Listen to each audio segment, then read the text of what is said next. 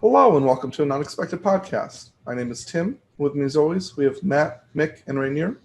Unfortunately, Devin couldn't be with us this week. On this week's episode, due to Halloween being up around the corner, we're deciding we're going to go over an Angmar list, be all spooky and whatnot. And then we're going to go over a list by Chris Winnick. So we'll actually go over the list first. So I'll move that over to Rainier. So Rainier, what was this week's list? All right, for this week, we decided to choose a Gondor list just because of our last episode. We talked a lot about Gondor, and we want to see what our viewers came up with. This comes from Chris Winnick. He says, I've been waiting for this episode. Here's a list I hope to take to a tournament once they are running again. So it's 800 points. He gives us the points, 34 warriors and 6 bows. His first warband is Boromir, captain of the White Tower on horse with the banner of Minas Tirith. He's leading 2 knights of Minas Tirith with shield and 3 Minas Tirith warriors with shield. The next warband is Denethor. He's leading 6 guards of the Fountain Court, 8 warriors of Minas Tirith with shield, and 2 warriors of Minas Tirith with shield and spear. The third warband, and this is actually an interesting makeup, is going to be Gandalf the White on Shadowfax, leading 2 knights with shield, 6 rangers of Gondor. It's not specified, so I assume they do not have spears, and 5 warriors of Minas Tirith with a shield. So that's what we got here. Right off the bat, going back to what he said, it's 34 warriors. From the looks of it, it's going to be 9 might and 4, 5, 6 mounted models with the heroes. So yeah, I think it's pretty cool. I think it's pretty cool. You have a good balance of knights distributed through the war bands, which I like a lot. Denethor is an interesting take, which I assume you brought him to bulk up your troops because Gandalf and Boromir are gonna be huge point sinks. That brings you up to 34 models or 34 warriors, so 37 models with 2 mega heroes. So that's pretty good. I like the idea for some reason. I don't know about theme, but I like the idea of Gandalf the White supporting Boromir with his magic and kind of covering for him, along with Gandalf having the ability, which we talked about in the last episode, to do quite a lot in combat as well as a supporting hero. Do you guys know if Denethor has to be the leader for this one? Yes, Yes, he because there's no Okay. Aragorn on the list. Yeah, so of course, right off the bat that's going to hurt you in some scenarios, but I like it, to be honest, because it means you can go ham with Gandalf and Boromir and not worry about them getting wounded and losing those points. But yeah, I like it. I'm not going to say too much, but just real quick, I would make sure your Guard of the Fountain Court have shields and your Rangers of Gondor have spear, just for the Rangers of Gondor having that supporting role that we talked about last episode. But I'm not going to get too much into it because I want to hear what you guys have to say. So I've run a list like this with Boromir and Gandalf, and I think it does actually work well because Gandalf can fortify Boromir's spirit and make him to the point where you can't ignore him. There's no real way to shut him down. You have to engage him and try and kill him, and that's not easy to do. Let me throw off a few thoughts here. There is an issue with this list in that it does not have March. Boromir, Captain of the White Tower, does not actually have March, unlike Boromir from the Fellowship, who does have March. So March isn't in the list. Denethor, I'm a little leery about, and that's for a couple reasons. First, you don't have Huron here to soak off the point for getting him killed in victory points, and you end up spending 35 points. As a result, you end up spending 35 points on a guy that you have to be very careful of actually engaging with because he's quite likely to die. I would suggest to see if you can find 20 points in this list or 30 points in this list to upgrade Denethor to either Madril for 55 points or Irolas for 65 points. Madril, so the advantage of Madril is that he gives you the special rule that allows all these guys to deploy together, or at least are significantly more likely to deploy together. And I think this is a list that you want to deploy together if at all possible, so that Gandalf can kind of hide behind the lines that Boromir is going to bolster and slam guys together. And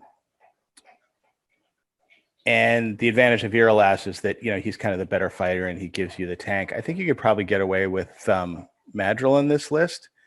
And to do that, I'd maybe take out one of the knights and maybe one of the guard of the Fountain Court, which would probably give you a few extra points to give some spears to some guys. And I don't think you're going to have a problem with slots. I mean, Madril's warband will be smaller, but you have plenty of slots in Boromir's warband to fill up. So I don't think that's going to be an issue.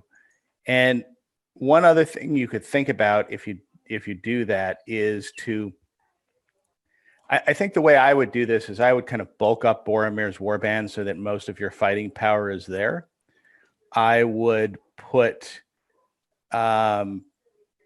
your rangers and some additional guys to cover them, some warriors of Minas Tirith to cover them in Madril's warband or Irolas's warband, however you want to do it. And then maybe take the remaining knights and put them in Gandalf the White's warband, so that you end up with this kind of mobile warband that can kind of act as your reserve, go where it needs to go. If it gets deployed someplace odd, it has the movement to get where it needs to get. And that might help organizationally. So I guess those are the two big thoughts. One is put another hero in that will give you March 3 more might points, and then kind of reorganize a bit so that Boromir has a nice bulky warband that he can energize with his banner near him. Yeah, can I just real quick piggyback on what Matt said? There's actually a player that did exactly, and I thought this list looked familiar somewhere, but Alisher from the Pennsylvania group does the exact same thing. He has Boromir with that bulked out warband, Gandalf with a bulked out warband, and Madril with a smaller warband, and he's had quite a lot of success with it, using all of Matt's tips actually at tournaments in the US. Yeah, I think this list is pretty cool. There's a slight mistake here. Denethor has 16 warriors in his warband, so he can't have that many. So it's some need to go to the other warbands. But generally, I think you actually have 37 models, which isn't too bad for 800 points. I would like to have more, but that's still okay. I think in general, yeah, I fully agree with Denethor not really having a space here. Even if you were to just drop Denethor, and you would then have 30 slots between Boromir and Gandalf. So you could either then, let's say, drop 2 or 3 models to upgrade to Madril, or if you didn't want to go that route, then you could potentially swap something like Denethor and Denethor and like 5 guys for someone like Huron maybe. Because then you would end up with another bigger hero. You would drop your model count to, let's say, 30, 31-ish or something like that. But you would have another big hitter in a way, who can be supported by Gandalf's Fortified Spirit. Otherwise, maybe drop Denethor and just make your force more elite. So let's say add those spears, add those shields to Founding Court guards. Maybe just add more Founding Courts instead of Warriors of Minas Tirith. So there's a few different ways to go with it if you want to have Boromir and Gandalf. But ultimately, I think I wouldn't necessarily go with both Boromir and Gandalf, because at 800 points, that's already almost 500 that you're spending on just 2 characters. So yeah, it just really depends of if you do want to have Boromir and Gandalf, then there are a few options which guys have already mentioned. And if you would rather not have Gandalf, then obviously there is a ton of other things you can do. Like you can just add more warriors. You can even throw in a trebuchet. You can even bump up just your numbers, add Madril, make it more of a classic Gondor list with like 45, 50 models or something like that. So yeah, but if you do want Boromir and Gandalf, then yeah, I think pretty much whatever the other guys have said all makes sense to me. Yeah, I mean, I will say that Gandalf and Boromir actually synergize really well. They do, yeah, Because yeah. Gandalf makes Boromir really hard to take down, and the fact that Boromir is such an uber threat running around tends to mean that magic and the tricks tend to focus on him to try desperately to stop him, and that leaves Gandalf the White some room to play tricks of his own. So I mean, I wouldn't discourage trying this particular combination out. I think this combination works. I think Yeah, it's cool. yeah, it's really cool, and it works specifically dangerous within like a 10-inch range of each other. Like you said, they synergize really well. They protect each other. You're going to want to throw in your heavy hitters up against Gandalf to just stop his magic. But if Boromir's in the same neighborhood, it's going to kind of freak you, and Boromir can rip through anything else. I think the synergy even works better too if you, like we've all said, get rid of Denethor for Madril or someone with 3 might, because then you're not having to blow. We talked about in our previous episode with Aragorn and even Boromir, you're not going to have to blow their might on heroic march, or excuse me, not heroic march, on heroic moves and the likes like that. You can use it with the cheap might basically and save theirs for when you really need it to kill something in a heroic combat.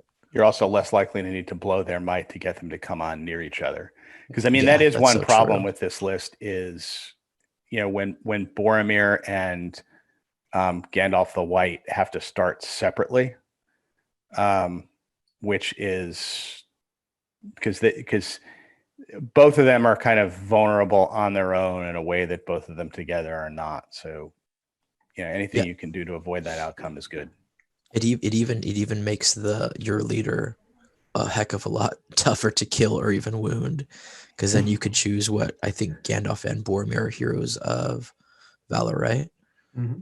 Yep. Yeah, so then you could either have Boromir, who's an absolute beast, add a shield to him or something, and he's defense 7, absolute beast with the Gandalf's protection of magic on him, or you can have Gandalf, who has 3 fate. Heck, his horse even has fate, Shadowfax, to kind of be on your back lines and not get wounded, whilst also you come contest of champions, Gandalf can still get some kills to win you that scenario. So it's Yeah. Something else to think about here, and I suppose this is a bit of a tangent, but it's relevant here, is there's one of the new scenarios in the match play guide that's divide and conquer, where you basically you alternate placing warbands on opposite corners of the board, and your opponent does the same thing. And when you have a 3 warband army, as you often do, that means that you end up with 2 warbands in one corner and 1 warband in another. And you really kind of want to think through that scenario and how you do it. And the way this is currently organized, you're in a bit of a dilemma, because what you really want to do is put Gandalf and Boromir together, but that leaves Denethor, who's your army general, off by his lonesome with no might, where he's probably going to get run over. Whereas if you have something like Madril in this list, you put Gandalf and Boromir together, and that's your big power side. And then Madril just kind of sits there surrounded by a bunch of warriors of Minas Tirith with some rangers to shoot out of it, and says, all right, come and expend effort to kill me. And by the time you've sent enough guys to come after me and kill me, Boromir and Gandalf will have occupied the objectives and destroyed the rest of your army.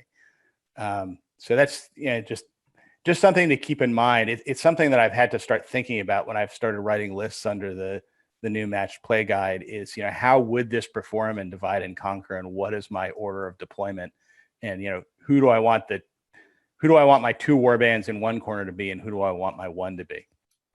There's one more idea I just had. So Boromir, Captain of White Tower with banner. Generally, you kind of want the banner to affect as many warriors as you can. And to me, this seems like this army doesn't really have enough of the warriors to affect in a way. So I'm wondering, what would you guys say if, let's say, Boromir was swapped to the Fellowship Boromir, and then you took Faramir on top of it, mounted with lance, and then you swapped Denethor for Madril. That way you are actually having Gandalf to protect both the weaker Boromir, who's still pretty powerful with 2 will points every time to spend to resist, but you get additional hero, and you get actually 6 more might points.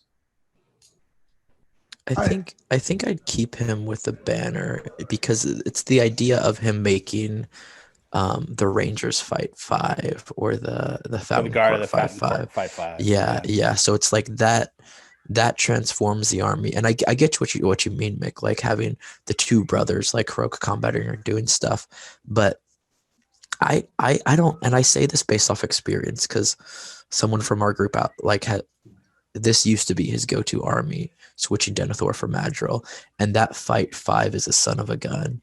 Like you go up with elves against, and they're tying, and they're just ripping through your elves because usually elves are less armored and stuff. So yeah, I don't know, just that fight 5 or even making those knights fight 4, it just makes a huge difference in my opinion. It takes good heroes with supporting troops and takes it into an elite force of really good heroes and really good troops with high armor. Yeah, I mean, I think you can solve. I agree with you that the way this is currently structured, Boromir's not going to get necessarily the most out of his banner, but I think you can solve that problem by just taking warriors and rangers and guard of the Fountain Court out of other warbands and putting it into Boromir's warband. And you could do it.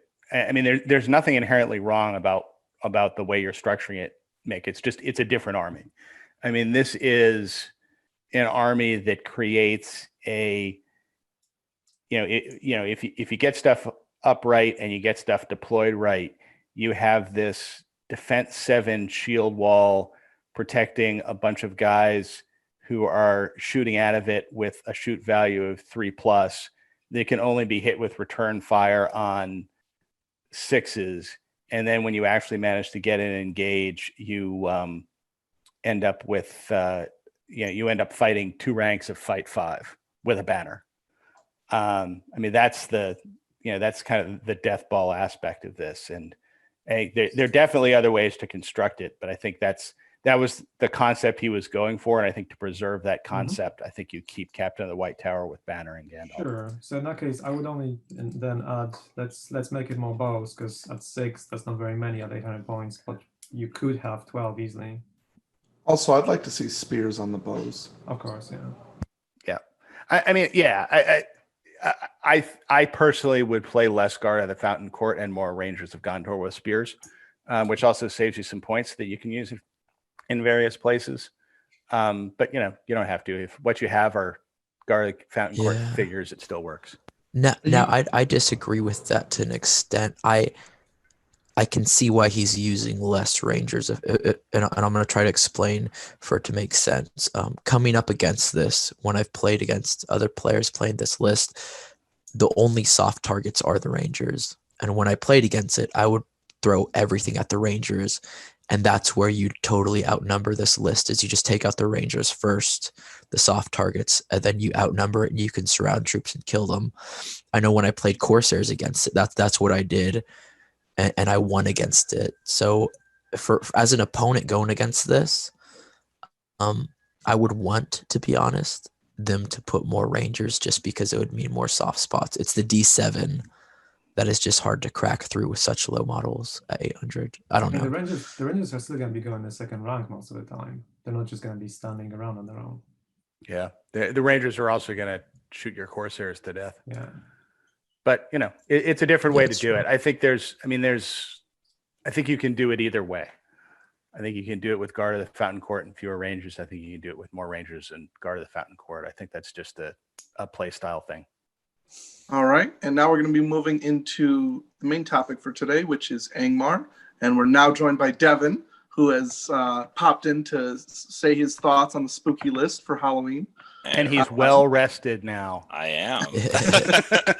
I thought about just sleeping in today, but then I heard it was Angmar, and I'm like, whoa, I have to join this. I'm like, love this faction. Were your dreams haunted by Ingmar?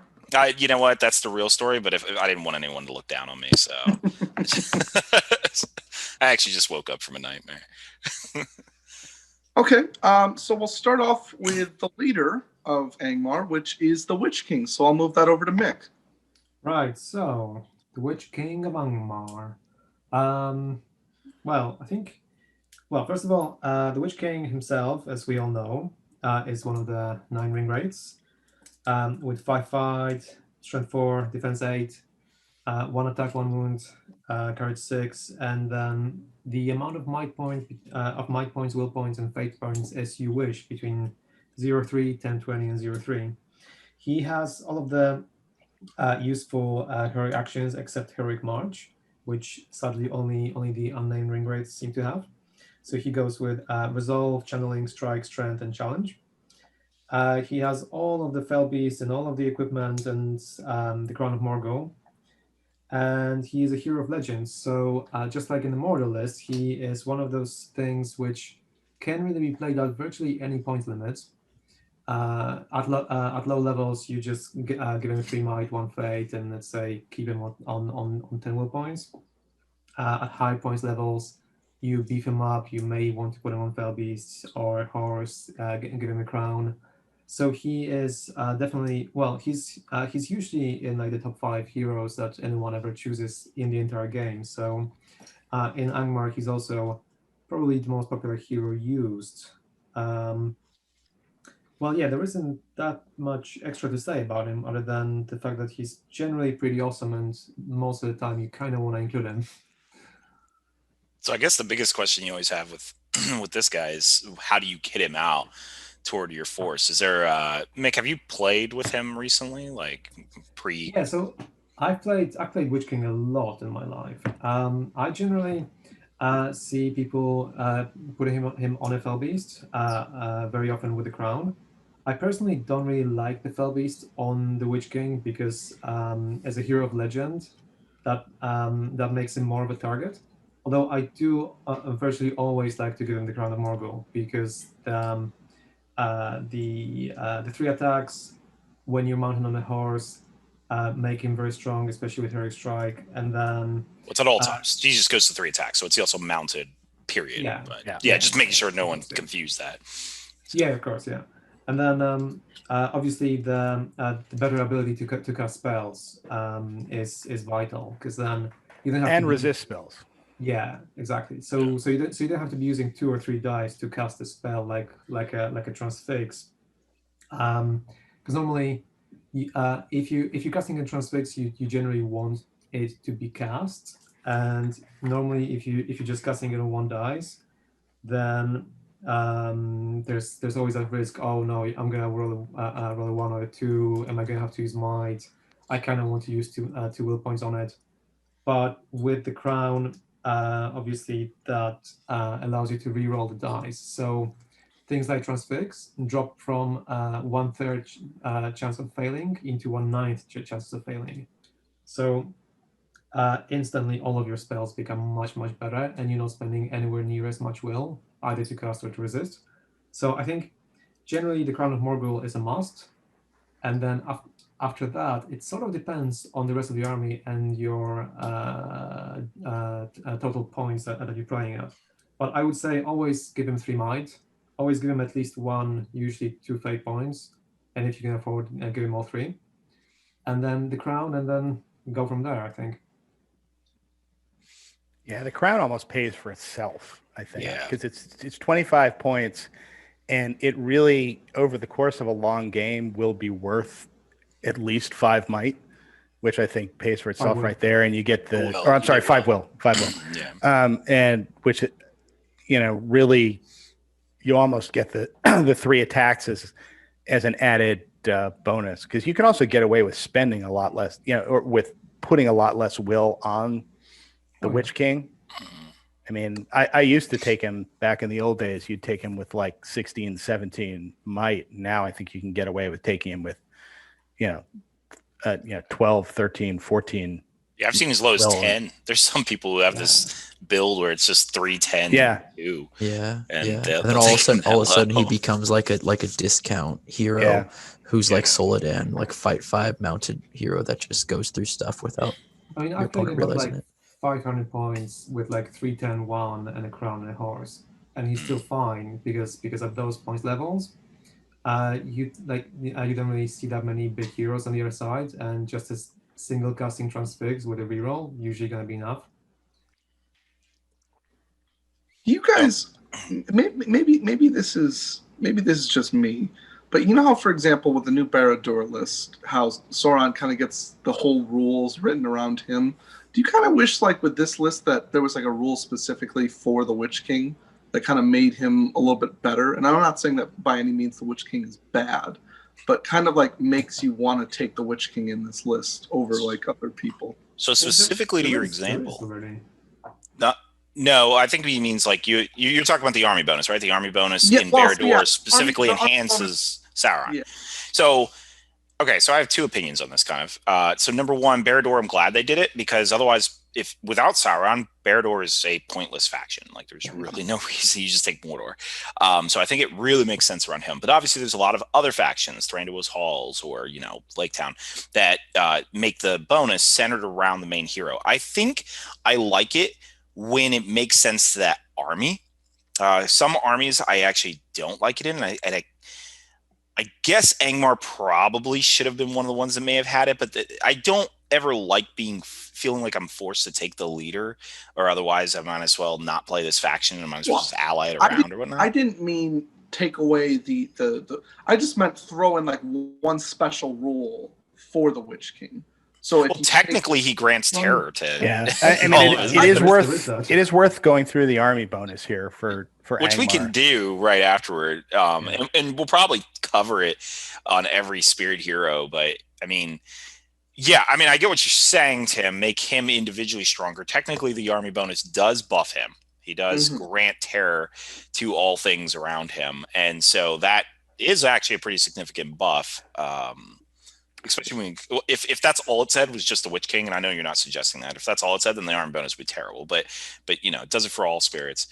I think honestly the Angmar army bonus is pretty appropriate to how you want them to function. But I don't know. Did you want to go into the army bonus in depth? I mean, what's everyone's opinions of the army bonus? Well, why don't we just read it out for folks who don't have the book in front of them? So the army bonus is: if that fell kingdom should ever rise again, Rivendell, Lorien, the Shire, even Gondor itself shall fall. So friendly Angmar orc models within 3 inches of a friendly spirit hero gain the terror special rule. So there's a lot of spirit heroes in these lists, in this list. So there's a lot of folks that give that. And you're pretty much always getting this army bonus with this list because this is a list that basically can't ally.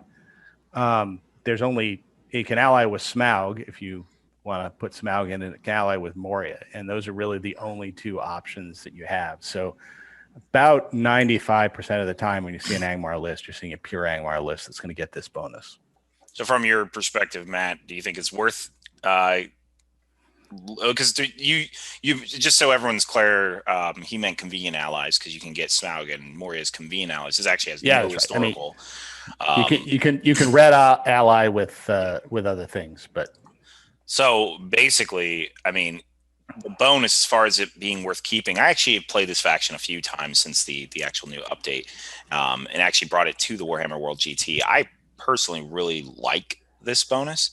I mean, in a world where, like, especially in the Warhammer World GT, if you're fighting good versus evil, well, good armies traditionally have a lot more courage mitigation techniques than evil armies. So I think in good versus evil, it actually suffers a little bit more. It's just my opinion, but I actually really like the army bonus. I think I have actually played this actually I believe in a tournament with you, Matt, where I've played this actually allied with another alliance. It was Moria, and just forgoed the army bonus.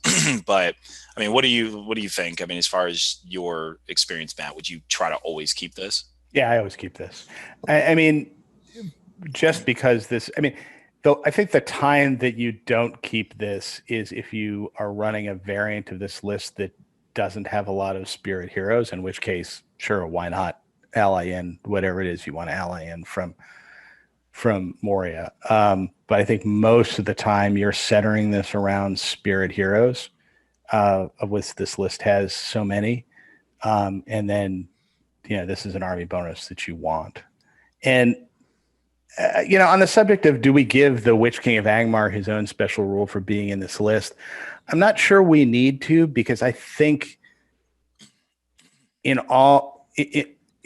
the majority of circumstances, the Witch King of Angmar is going to show up in this list anyway, just of his own accord. Because, one thing I think we're going to talk about as we go through these, this is a list that really struggles to find places to get might into it, because it has a lot of things that you want to add into this list that don't give you might. And the Witch King is one of the few things in this list that has 3 might, which I think, or it can have 3 might if you buy it for him. I think that's one of the reasons why probably the majority of times you're going to see the Witch King thrown in here, is just to give it some sort of hero that has might. Yeah. I mean, the necessity of the Witch King is pretty stated. I mean, I think in time seeing it, and I'm just going off my own memory, the only time I've seen a really competitive list, and me personally anyway, is Kylie, I believe, in Articon, in the Masters, she brought the Tainted and Gulavar, not the Witch King. It's the only time I've ever seen it where it didn't have that. And we'll end up talking about that because it's actually an interesting idea. But most all of these lists of Angmar are just like, yeah, bring the Witch King. It's an auto include, basically 18 troops, and has 3 points of might for you, which, as Matt mentioned, is valuable. Because most of the other utility heroes, as we're going to talk about, have 0 might. I think actually you may have mentioned that actually specifically. Yeah. So, I don't know. Mick, Rainier, you got any thoughts on this bonus before we move forward on that? Or I think Yeah, I it's think. great. Yeah, I'd agree. The bonus is really great, and I mean, we say that now, but later we're gonna get into, like, when we review the certain heroes that they have, how it is great. But yeah, I think the bonus is great. I see people allying Agmar in with stuff, and I don't think you get Agmar's full potential without the bonus, to be honest, because I get there's a lot of, like, armies now, good armies especially, that negate courage. I mean, they have, like, bodyguard or something like that, but on the small chance you come up against a goblin town or a Haradrim army or a Corsair army, you just make that game not fun for your opponent. So it does go really far. Even you come up against other orc armies, it's a huge crippler if you have to fight it. So yeah, I like it a lot. Yeah, especially since all your ring rates also have Harbinger of Evil, so the bonus is almost like doubled from that. Yeah. Yeah, I mean, And you never end up. double that. Yeah, you never end up having to pass an ordinary courage test to charge a guy here in this list. You always end up having to take a -1 courage test to charge a guy, because there's always somebody with Harbinger of Evil floating around. I think the only time I've ever seen this bonus, like, gotten rid of for an ally, even a convenient ally like I did, is for the Shade. And it seems like Games Workshop's intent is very much to stop you from allying with this list, because now the Shade has been nerfed to not allow you to do that anymore. Yeah. Yeah, I mean, now I see very little reason to pull out of this list. Like, even make yourself an impossible ally to grab, like, very many things. I think the other alliance examples that I've seen, oh no, they're actually Mordor. They're just using the Tainted from Mordor. So actually, yeah, never mind. I was thinking of the Kandi's Chariots with the Tainted, but that's a Mordor inclusion. Okay, so I think it's agreed. The Witch King is pretty much an auto include in this list because of the might, like Matt said, the customization that he brings, that you can bring him at almost any point level, and his overall usefulness in the game. We'll move on to the next model, which is the Tainted, and I'll move that over to Devin. All right. So this one got a major power boost in the new edition. So the Tainted is 120 points to Ring Wraith, Hero of Valor. It's pretty much your standard Ring Wraith stat, but I'll go ahead and repeat it. 5 fight, strength 4, defense 8, 1 attack, 1 wound, courage of 6, and then 2 might, 14 will, and 2 fate. So a little bit boosted from previous times. Heroic Channeling has the options of an armored fell beast, an armored horse, and a horse. And then has Harbinger of Evil, Terror, Will of Evil. These are standard Ring Wraith rules in the main rulebook, so we won't go over them here. And the thing that makes him special, he's got 2 other special rules. One of them being, I believe, Miasmatic Presence, if I'm pronouncing that correctly. The rule essentially states, at the start of the move phase, before heroic actions are declared, the Tainted may elect to spend a point of will. If he does this, until the end of the turn, all warrior models within 6 inches of the Tainted may not benefit from the stand fast rule or take part in heroic actions. So I'm going to quickly touch on this just in case some of you missed it. Number 1, it's all warrior models. That includes your own. Number 2, it doesn't include heroes. So you can still call heroic moves. It's just only those within 6 inches of the Tainted won't be able to move. They'll still stand there. But because they didn't participate, they can still move later. So he's not like completely denying their move.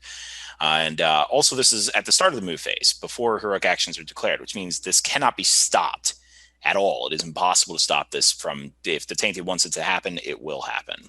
The only thing I can say is, because it's a passive rule, even if you were to say transfix the Tainted in the middle of your move phase, it doesn't deactivate. It will still stay in effect. Because I believe transfix only stops active special rules. If you were to blast him to death in your move phase, if you blast him, turn it off. You could do that. You could source a spot, but even at that point, you'd have to do it with a hero who didn't call the with me, because it won't like negate these. So you'd have to be like Gandalf does it or something. I don't know. And then another hero calls with me. So basically, it's nearly impossible to stop. And the other rule he has is Seeping Decay. And in this one is, at the start of the fight phase, roll a d6 for each non-spirit, friendly or enemy model in base contact with the Tainted. If the model is cavalry, then roll for both the mount and the rider. If they roll a 6, they suffer a wound. So this is another equal opportunity. You can kill yourself and your opponent at the same time. This rule will rarely come into play, but it is a nice to have, I'd say. Then as far as the magical powers, he's got pretty much all of your standard Wraith powers. There's generally like 3 categories. I put the Ring Wraiths, which is a good caster, or like a bad caster, or just kind of mediocre, I think is kind of how they have it set up. And this one's one of your good caster Wraiths. So I don't, unless everyone thinks I should, I'm not going to go really over the spells too much. But I guess initial thoughts on the Tainted before I let everyone else take it. I mean, I think he's actually fantastic in a lot of other lists that I've seen. In Angmar specifically, I have never tried him. Clearly, he must be great, because Kylie won Masters with him. So there's something that I haven't seen as far as his effectiveness within Angmar. The reason I say other factions is there's a lot of other factions that utilize movement shenanigans where they move and start killing things. And that's where I've seen the Tainted become very popular. There are other applications, say in like cavalry armies or something, where you can deny your opponent the ability to charge you, where charging is necessary. But Angmar doesn't really have a lot of that. It doesn't have any movement shenanigans that I mentioned earlier. It doesn't have really a whole lot of cav that you even care to bring. So realistically, what's happening here is you're just allowing yourself to charge first, which then negates your own terror. This is all, of course, from my own theory, because obviously your terror doesn't really matter much if you're charging your opponent. So basically, I haven't seen it used enough within an Angmar faction for me to know if I care too much about this. So I think it's really the second part of his rule, which it doesn't allow stand fast. I think that is where most of it's applied in Angmar. It's just my own guess.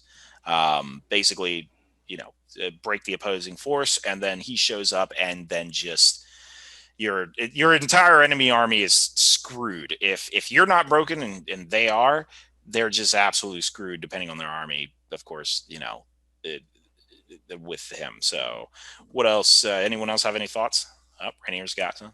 Yeah, see, sorry, I was waving at someone else. But no, I actually like him in lists without the Witch King. I mean, this might not be popular, but that's where I've seen him shine in a pure Angmar list.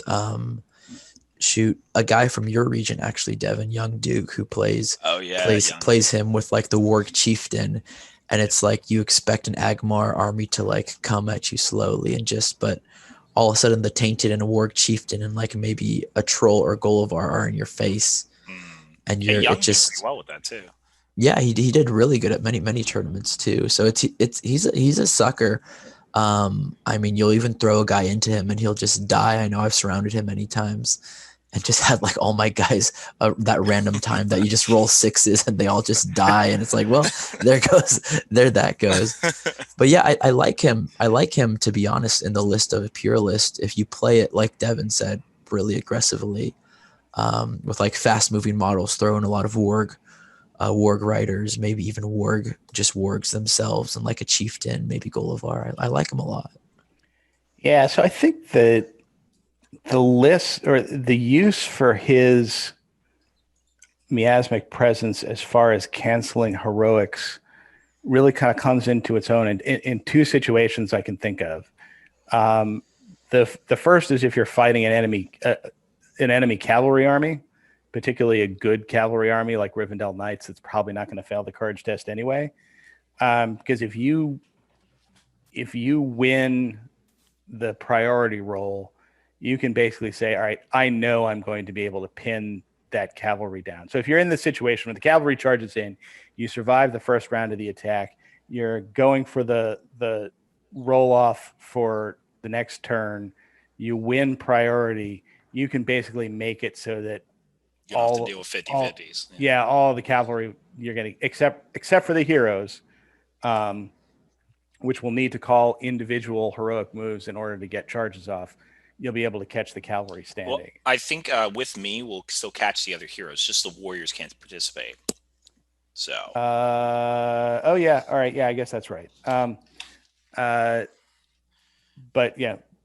the warrior cavalry will not be able to. Yeah, exactly. So that's a use. I mean, the other thing is, I think, to support Gullivar. Because what you can do is you can pitch, and I think this is probably how Kylie used it, is you can pitch in Gullivar.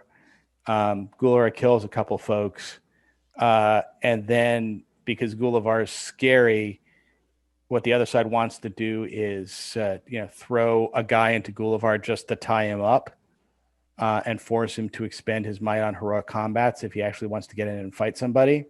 And again, if you win priority and you fire off the miasmic presence, that means that Gullivar is going to be moving first unless somebody wants to sacrifice a hero to call a heroic move and go into Gullivar, which is, and probably is going to end up going into Gullivar unsupported, because at that point you can move the rest of your orcs up to surround Gullivar and protect him so he can go mano a mano against whichever hero charged in against him.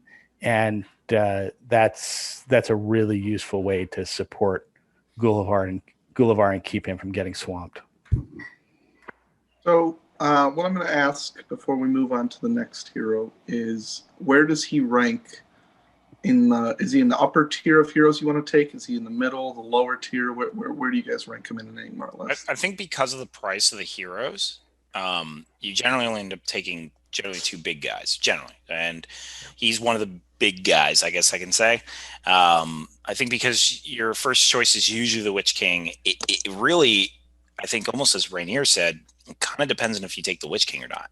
So he's up there, but if you take the Witch King, then he kind of drops in value quite a bit, because you generally want your second big thing to be like, well, there's a lot of options as we're going to discuss, but I don't. So it's weird. It's like he's high tier unless you take the Witch King, in which case probably not. But that's my thought on that. I think you take. Yeah, I'd agree with that. Actually, spot on. I was just gonna.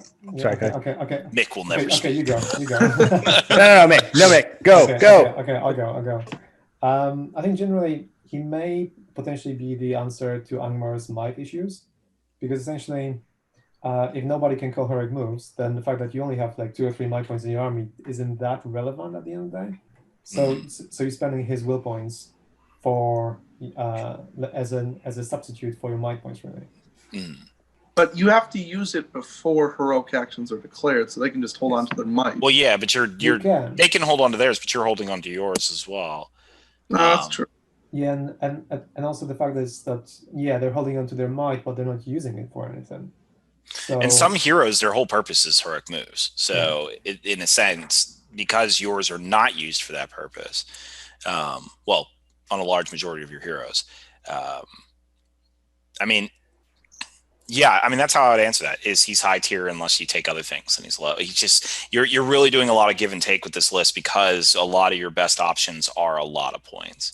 So I think he's a good backup hero for either Gulavar or the Witch King on Fellbeast, because those guys have 3 points of might, so you're going to have some might, and they're the ones that you want to be able to charge rather than be charged. And I think he's a good guy to kind of follow each of those folks around, use the miasmic presence on the turn after they've charged in to keep them from getting kind of countercharged and swamped and killed in response. I think that's his role for those guys. I believe, Mick, you said this was one of your favorite heroes, right? Yeah, I always thought he was one of my favorites, and generally underused. I find him because his special rule. I think in theory it could be one of the best special rules in the game, because you essentially go, okay, well, you're broken. I turn this on. Your army runs away, and if we're both broken, well, I'm just not going to turn it on.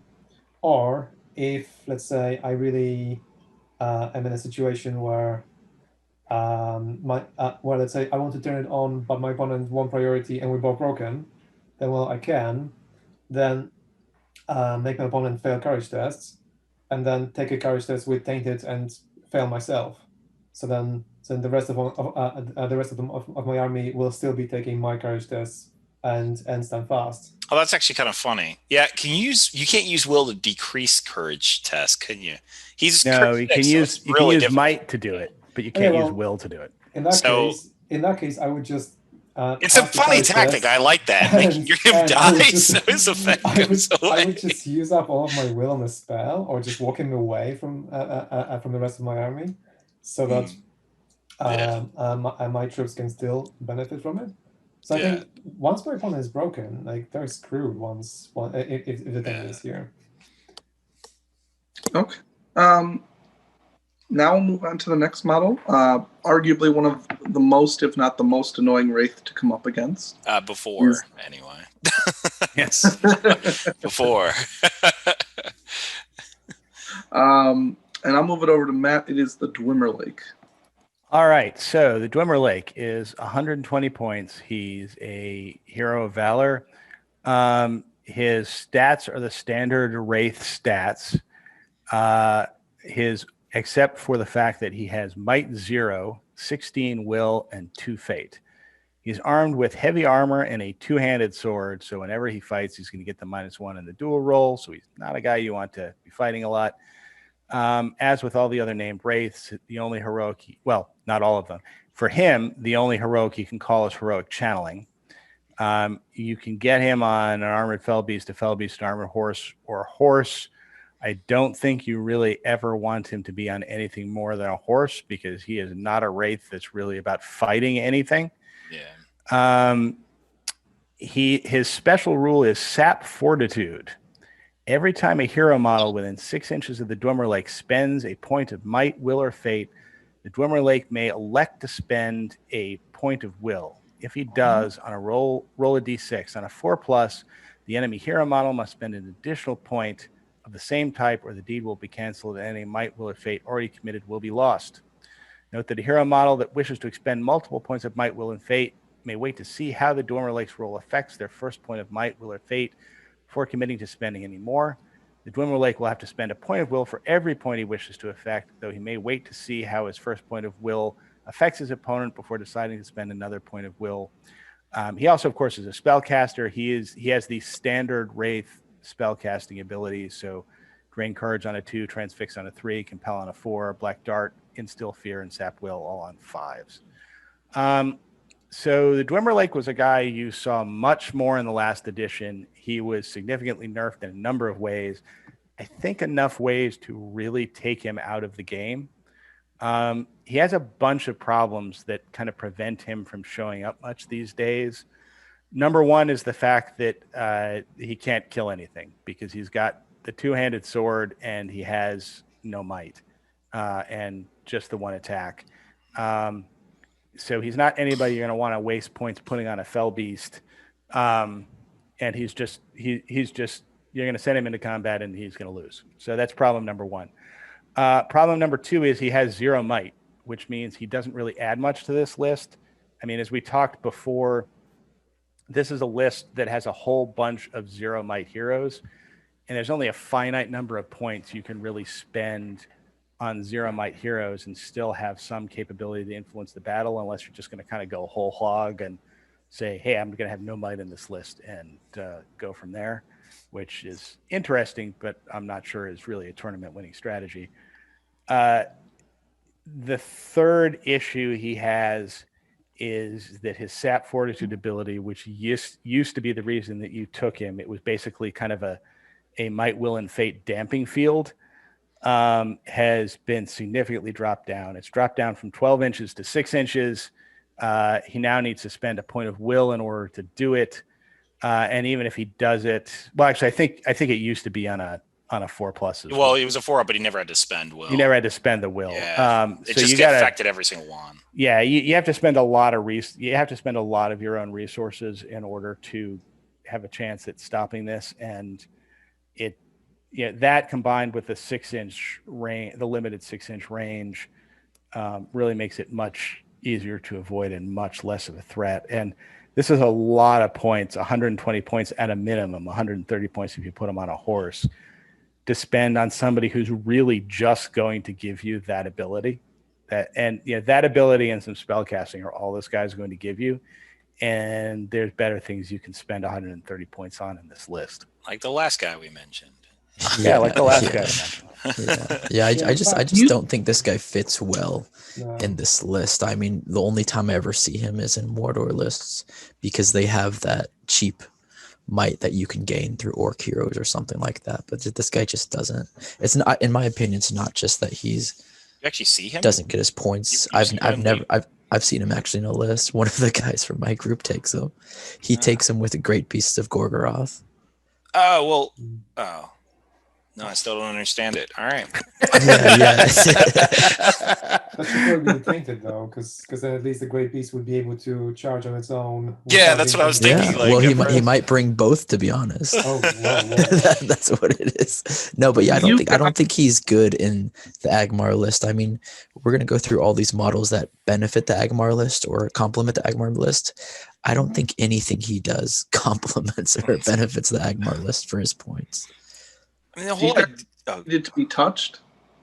what? Do you guys think he needed to be rewritten? Oh, he was a great example of like an unfun game experience. This goes into my very popular Balrog rant, which I will save for another video.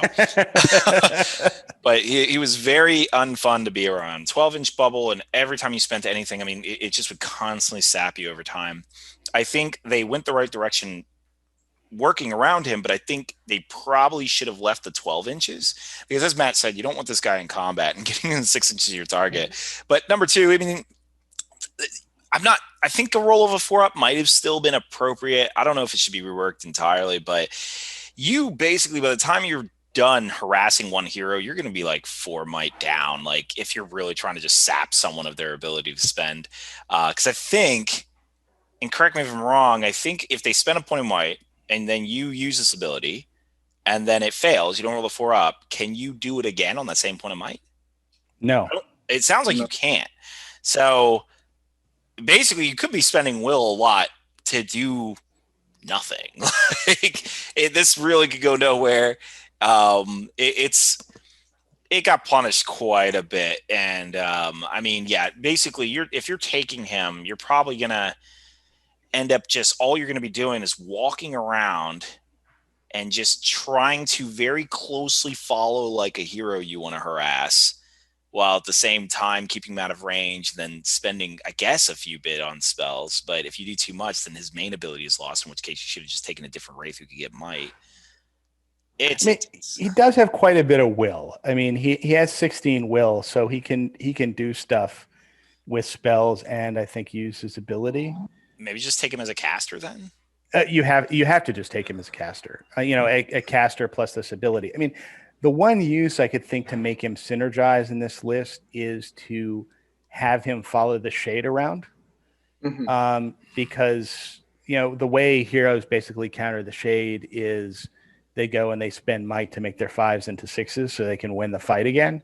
And he can damp that down and, kind of prevent them from doing that half the time. The problem is then you end up spending like 220 or 230 points on 2 heroes who aren't going to kill anything and don't have any might. And that's a pretty big point sink in order to kind of get that gimmick off. So I'm not sure that's the best use of 230 points in this list. Yeah, that's really the problem, is he's just very heavy point sink. I can see, like, obviously I want to keep him at 120 to keep him in line with the other race, but I guess he's just a caster hero at this point. It's I'm criticizing the ability on paper. And I mean, as soon as I see it on paper, I don't like it. But I've never actually used him. I mean, she's just swarmed by better options. But has anyone else actually used him? I know, Rainier, you said your friend has. We try really weird, stupid stuff at our Philly game days, to be honest. So I say we've used him, but that's like, would we take him to a tournament? Probably not. Have we used him? Yeah, he's fun to use on a game day, but I wouldn't. Like I said, especially in the Angmar list, he's a waste. You can try to bring him in to certain armies, like throw him in with a chariot army or throw him in with different things just to play with the rules. But he's one of those guys that it's like, when push comes to shove, you can't justify 130, 170 with a Felbeast model for a 0 might and 2-handed weapon. Like, I don't know. It just on Felbeast, he's able to not use the 2-handed weapon, right? You can elect to have the Felbeast strike, I believe. I guess so. Yeah. That so, makes sense. All right, so drop another 50 points onto this guy and put him on a Felbeast. A Felbeast with no might. That's right. So I guess that's enough. So I mean, as a consideration, I mean, we've does he become a combat unit? Because then, like, other heroes. No, you can't rogue combat him out or rogue anything. Yeah, and once I don't know. I challenge you. Move him. Yeah, no. Yeah, no, I challenge our viewers. We said bring like 5 dwarf ballistas. I challenge you to bring an Angmar army with 0 might. There you go. Actually, no might Angmar used to be a thing. That actually really, it was. Wow, they should sell shirts that say no might Angmar. No might Angmar. It actually was a competitive list. Well, mid-tier competitive, but basically, yeah, they would bring. It really was like the Dwemer, like a Shade and Barrow Whites, and that it was a shutdown list. Because remember, the Dwemer, like back in the day, it would, every time you spent Might, Will, Fate, boom, sap, and like it hit multiple heroes at once. And so then you have that combined with the Shade, who's dropping all of your fight statistics, and then Barrow Whites that are forcing you to spend Will in order to resist their. I mean, it was a massive shutdown list that basically said, hey, you can go ahead and put your dice down. I'm going to continue playing. And that's basically what it felt like. And I think it was from those No Might Angmar lists that they all suffered these nerfs. Not the Shade. Well, the Shade, yes, even because it got tied to Will, as we'll discuss later. But yeah, I think those No Might Angmar lists actually were possible. And I mean, they could work if you think it just throw a whole bunch of Barrow Whites. I mean, it could work. I mean, everything's possible. Barrow Whites and a Shade. Yeah. I mean, all right. Well, maybe one time at a game day, I'll pull this out and see if it works. Well, come on, that was back in the day when it was 12-inch range and the Shade had more than 8 turns to do. So it's like now, I don't know. So especially since you can't stop it, like, yeah. Anyway, but yep, it's. So one interesting thing, I'm going to put in another plug for changing the 2-handed weapon rule to up your fight value by 1. Yeah, he would get that. Actually would give him. I'm just gonna go now. He's like, I'm gonna skip the rant. Well, I guess we're probably lingering on these two too long. So all right, moving right along. We're gonna move into a very unique profile, and I'll move that over to Rainier, which is Gullivar, the Terror of Arnor. Okay, so to start out, Gullivar is a spirit model, which he doesn't look like it, but he is. So that adds to the bonus we were talking about earlier. His war gears are huge claws and teeth, so you don't have to worry about someone shattering his war gear because his hands are his weapon. He's a hero of valor. He's at 200 points, movement 6, having the fly rule, fight 7, strength 8, which is good, defense 5, attacks asterisk, which we'll come to, wounds 4, courage asterisk, which we'll come to, might 3, will 3, 0 fate. His special rules, he has the fly ability, like I said, harbinger of evil, so that's going to be really good for Angmar. Monstrous charge, that's going to be amazing at the fight 7. Especially fight 7, his ability, he can't heroic strike, he only has defense and strength. He is resistant to magic, and he does cause terror. So right off the bat, you can see he has quite a lot of special abilities. He can kill mid-tier heroes, even go up against fight 6 heroes, and you can strike with someone else and potentially kill them. One of his big special rules is immortal hunger, so this goes to his asterisks. Each time Gullivar is wounded, his attacks go down to his wounds. So he starts out at 4 attacks, 4 wounds. If he takes, say, 2 wounds in shooting, now he's got 2 attacks. However, if he kills, let me see, he regains a wound for each model he slays in combat. This does not include the brutal attacks. Or it does include, let me see. It's Rend. Rend is the only one, but you can't, Hurl. for example, hurl someone and be like, oh, I get my four wounds back. No, and of course it can't go over the 4 also. So he's kind of your typical glass cannon, but like a big glass cannon. And yeah, his other rule is passive strength of body, strength of will. So that's back to the whole wounds and attacks reflecting his wounds. So yeah, he's a big boy. I mean, I've seen him at most competitive lists, I would say, actually bring Gullivar for many reasons. One being he's like a Shelob on steroids. With 3 might, he can basically do almost anything. 2, he buffs your army with the Harbinger of Evil. And the fly rule, he makes Angmar a lot more deadly because now you have to worry about where's he going to land, is he going to come on my backside or anything like that. Yeah, he also has heroic defense, so if you do throw him into someone, say Aragorn, Boromir, and they're going to strike up over you, just throw heroic defense with his 3 might. So he's quite a specimen. I would say he's, for new players or unexperienced players against Angmar, he's probably the largest threat outside of the Witch King in this list, just because all the nasty stuff he does, the little things like the fight 7 or the strength 8, he can hurl. What is it? Eagles strength 7. The Eagles are strength 7. Strength 6. They're strength Strength 6. Yeah, so he gets like on the charge. That's right. Yeah, so he gets a knockdown for them and can totally kill those type of models. He can even heroic strength and do some nasty stuff. So he just has so many tools. I'm a huge fan of him, but I also think he's quite delicate, I would say. And a lot of new players who use him, who have come up against me,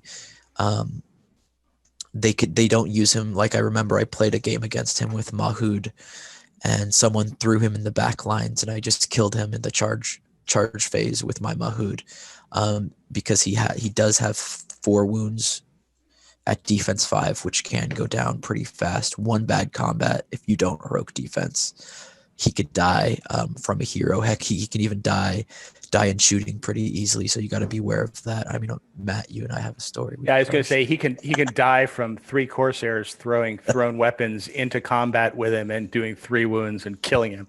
Yeah, should we let me share that story real quick. So this is Nova last year. Matt and I, of course, are very competitive, but we also like each other. So of course we're not going to be douchebags. Oh man, that's weird. Yeah. So I have right. I have Soladan, and I misplaced Soladan, and right off the bat I blow all of Soladan's might to not get him to get killed. But eventually Matt does what he does. He brings Soladan into combat, and I'm like, shoot, there's Gullivar. He's gonna heroic combat and just destroy me. So I'm like, okay, Soladan, Soledad has what is it? I had 1 wound on Soledad left. And Yeah. I was like, I'm not gonna use his fate. I'm gonna shoot these 3 crossbows into this combat, and hopefully Soledad can die so he can't do it.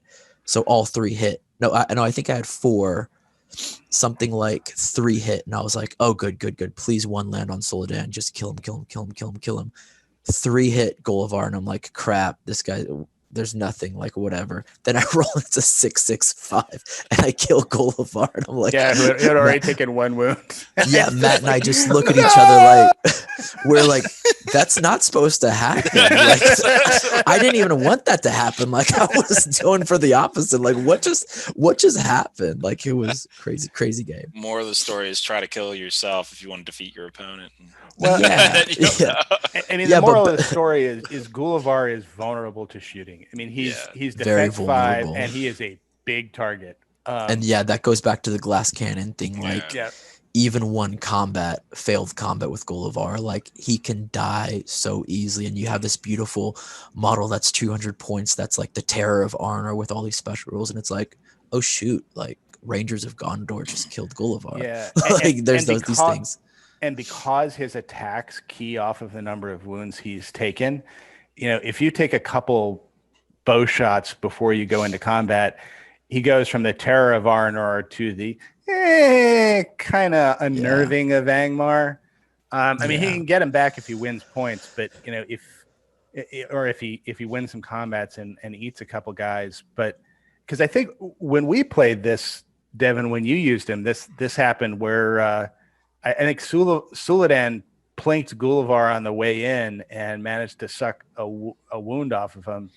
And then when Gullivar came into combat against Suladan, he didn't quite have enough. Suladan and a couple buddies, he didn't quite have enough dice to actually win the fight and went down. And that's the problem you can have with Gullivar is if you lose a couple points on the approach march, then he goes down on little stuff.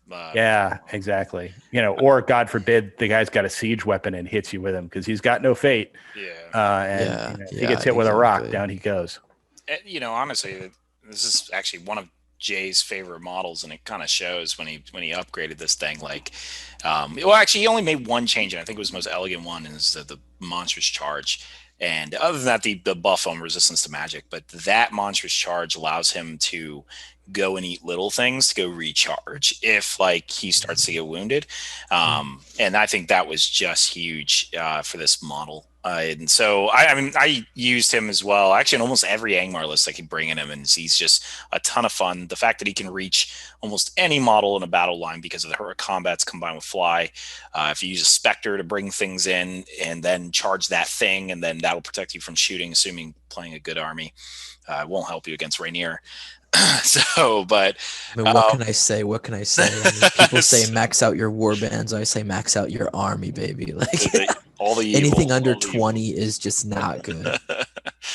But yeah, I mean, he's just really, really potent. I mean, I guess the other weakness that Rainier did touch on is the fact that he can't heroic strike. So he's a hero killer. Yeah, and the fact that when you charge, you're getting 10 dice to wound. So he is a hero killer. Well, when he's healthy. But you do need to stop your opponent from calling heroic strikes. So obviously very fitting in a magic list. So go ahead. I do kind of like, in a way, the idea that he doesn't have heroic strike. Of course, because I like it. No, I think it's a he'd good be too much, but I think it balances the play style too, because if he had heroic strike, I'd be like, ooh, let's gamble here, let's gamble there. Yeah. Go up against an Aragorn heroic strike. I feel like for players that because he doesn't, it forces players to play a little more conservatively with him, which in my opinion, you do have to kind of pick the fights. You can't just throw them in like a wrecking ball. Because the problem with Gullivar is you can't lose a fight unless you've called heroic defense, in which case you can take a punch or two. But he's got a limited number of those. And if he's spending his might on heroic defenses, you're not getting the most out of him because he's not heroic combating. So you do, as Devin said, need somebody to kind of run around and support this guy being a ring wraith to kind of call transfixes on folks or Barrow Whites calling paralyze or something to kind of make sure that the turn after he swoops in makes a kill, he doesn't get surrounded botch and then go down to just a bunch of ordinary guys who suddenly wound him on 5s. I have very little complaints about him at all. I think he's an extremely well-written profile at this point. As far as balance, you can see what he does. He does it extremely well. There's a very obvious way to counterplay him, but as the player using him, you can mitigate that counterplay. I think the hardest one to mitigate is the shooting issue. There's also another side note that I'll bring up, and this has been debated for a while, where it says Gullivar's attacks and courage are always equal to his remaining wounds. Because of that very static entry, it's often questioned how Harbinger of Evil, an opposing Harbinger of Evil, affects him, or even Drain Courage's. And the idea is because it's always equal to his remaining wounds, then theoretically you can never lower his courage because you'd have to lower his wounds to do so. It'll just be popping back up to what his wound count is. But how do you guys feel about that? Or is it just simply telling you what the starting marker is? Like, I have always played it. I have always played it that he is not subject to courage penalties because of the way that rule is written. That's the way I've always played it as well. And because of that, that really helps him on the whole courage front because he's only courage 4 at best. So it without that, I'm pretty sure that's how it's played. But for those of you out there wondering, so Okay, seems to be he's a very, very solid profile, definitely up there in the top tiers of the heroes to choose. We're going to move on to the next one, which is Birder, Troll Chieftain, and I will move that over to Mick. Right, so Birder, so he's a troll hero. I think he's the only named troll hero in the game. Well, other than the Goblin King? No, that's not right. Anyway, so he's a monster, infantry hero of valor. Standard troll stats of fight 6, strength 6, defense 6, 3 attacks, 3 wounds, courage 4, 3 might, 1 will, 1 fate. He carries a pick, and he has heroic strike, heroic strength, and heroic challenge. And then his special rule is lead by example. In a turn in which Birder slays an enemy hero or monster model in combat, all friendly Angmar Orc models and troll models within 6 inches of him count as being in range of a banner. So this guy generally, you kind of like using him at lower points when you cannot take Gulliver, for example. He brings you 3 might points, which is great, and with heroic strike, he's always quite reliable in combat. Unlike Gulliver, for example, who might just randomly die to like a couple of throwing axes or just get weaker because of bowfire. This guy just always stays on 3 attacks with strength 6, defense 6. So he's quite reliable. half the cost too. Yeah, exactly. And he also brings 15 models with him. So anytime that you're not taking Gulliver, you kind of want to take him because he's one of those big hitting things that will just always be a threat to your opponent. His pick essentially means you can strike at strength 7 sometimes. I'm not entirely sure you would necessarily want to unless you're actually fighting against defense 7 heroes. And I'm really disappointed by his special rule because ultimately it's very rare that you're going to get this banner effect. I've never seen this go off. Yeah. It's gonna be pretty rare. Yeah, because you try to avoid it as an opponent. Exactly. I kind of wish that maybe they changed it to something like in a turn in which Birder slays an enemy model, or let's say, well, yeah, I think, or you could just make it permanent models. once he does it, right? Once he kills an enemy hero or monster, then he becomes a banner. Period. Yeah. It just stays a banner for the entire game. But at the moment, it's like the fact that it runs out after a turn. It's like, okay, great. Well, if anything, my opponent, if my opponent chooses priority, then they will just leave that combat for the last one. And if I choose priority, then hey, well, I might just get a banner this turn. You're definitely not going to call a heroic fight on a hero, unless it's a captain or something. But yeah, and it's not even worth a point of might to get a banner effect anyway. Like not like that, unless it like you're already winning, in which case. Yeah. So I'm slightly disappointed that he doesn't have Burley and a 200 weapon, just like normal Gate Trolls do. But that seems to be the complaint of virtually everyone who I've met, who I've talked to about Birder. So maybe maybe he just shouldn't have that. On the other hand, he gets heroic strike, right? And that's his. Yeah. I mean, he has a lot of things going for him. He's like he's a troll chieftain essentially on a smaller base. So he's got the 40 millimeter base, which is actually a big advantage over the 60 millimeter bases that the troll chieftains come on. And he's a monster. He's a fight 6 monster that can heroic strike, and that's pretty scary, kind of in and of itself. Yeah, actually, he's worth his points. 110 points too. That's just he's very good. That's even like especially as a Valor. Even if you take away the lead by example, it's like I'd still take him every time. And in fact, when I do take him, I mean, I don't even consider it a special rule. I probably forget that it even exists halfway through. Yeah, because you're too busy destroying stuff. Exactly. No, but I think his one weakness though is his speed.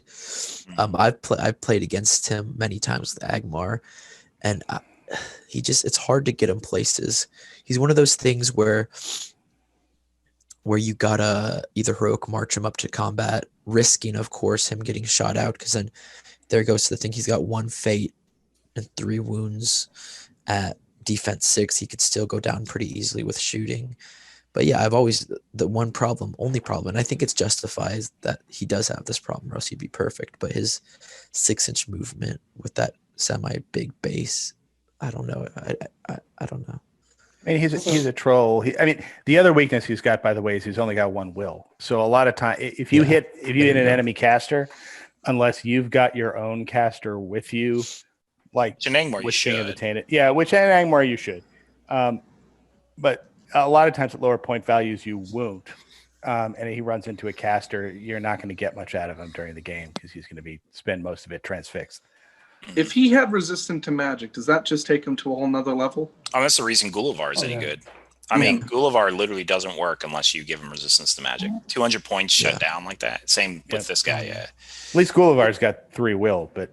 Yeah, that too, I mean, I think that's Banner was a good point about where if you kill, it should be permanent kind of thing. So if you sacrifice the no 2-handed pick, and they just said, you know what, he's strength 6, you have the option to piercing strike if you want to with the pick.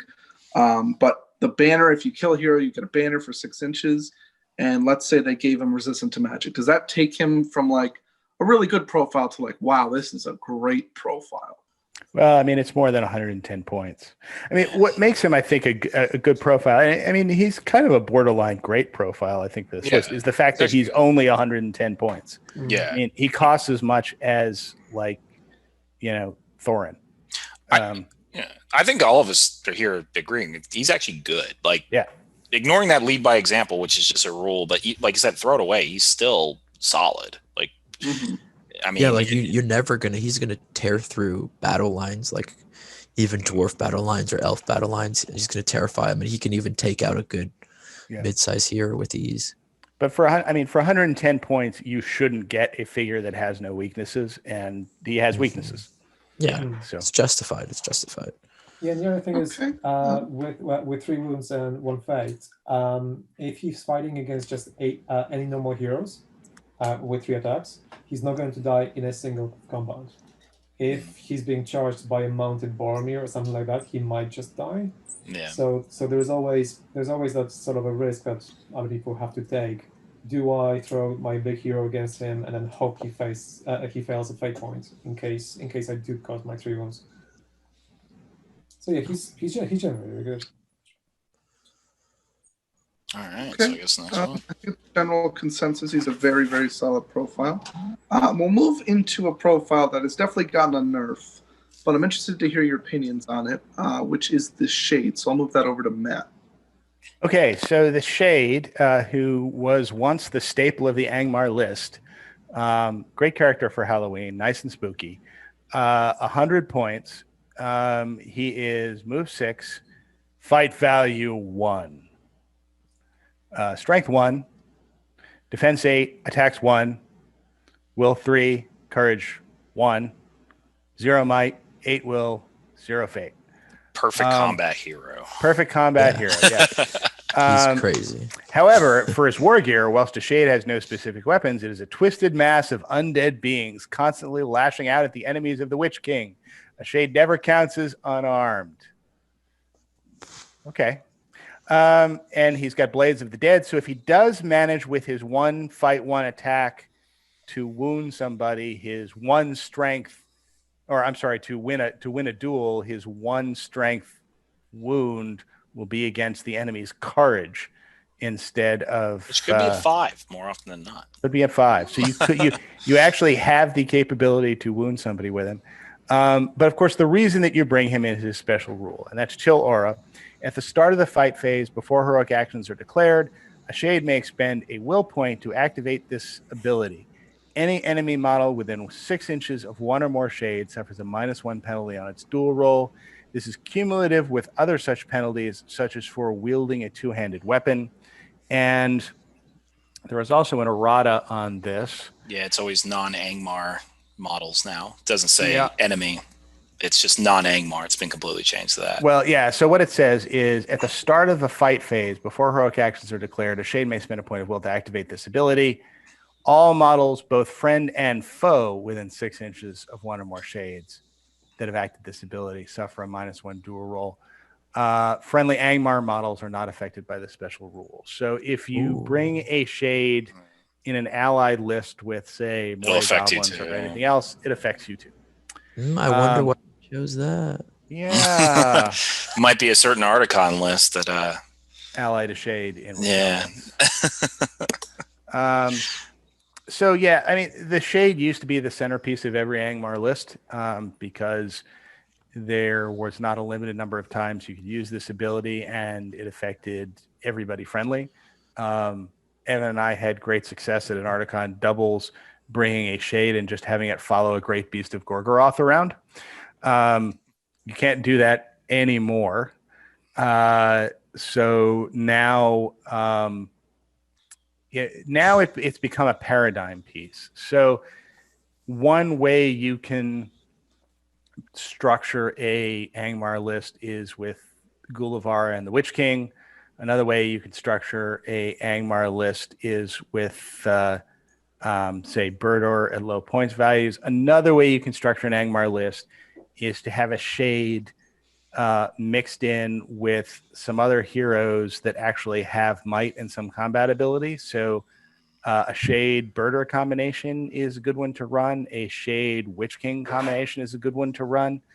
A shade Gulavar combination is not the greatest to run because Gulavar tends to need his mobility and need to jump around, while as the shade, just because of the nature of his ability and its 6-inch range, he basically wants to fight in a ball, and Gulavar's not that great fighting in a ball.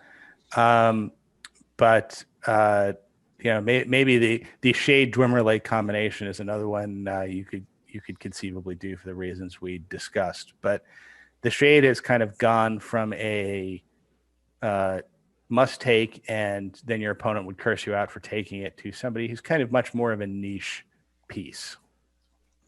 Yeah, I think some people are not a fan also, even back in the day when he didn't have all these nerfs, was not a fan of the bubble effect that forces your army to fight as a really solid individual piece. And so if you have an objective that spreads you out all over the place, like recon or something, his effectiveness drops quite a bit. I think as of now, even with all the nerfs and stuff, I don't think he's bad, most specifically because he can lead 12 still. But and he does trigger the terror aspect of Angmar's special rule. But I think yeah, like as Matt said, he's like, all right, if you're building a list, then this is just another way you can do it in Angmar. It's not a go-to piece as much. I mean, the nerf obviously didn't affect Angmar as much, but I think you saw the shade more often because people loved allying him out of Angmar. So now you just only will see him if you're playing Angmar, which I think is appropriate, because I think honestly you make some disgusting combos otherwise. I mean, you can still use him in a goblin allied list, if as long as your goblins don't fight anywhere near him. I mean, I think one of the things you could get if you ally, you got to ally in like somebody like Durbers or somebody like that to get a hero of valor, and then throw in some goblin mercenaries. And the goblin mercenaries give this list some mobility that it lacks, and some ability to kind of pop up on odd places on the board that are going to be nowhere near. Mercenaries, you're talking about Goblin Town.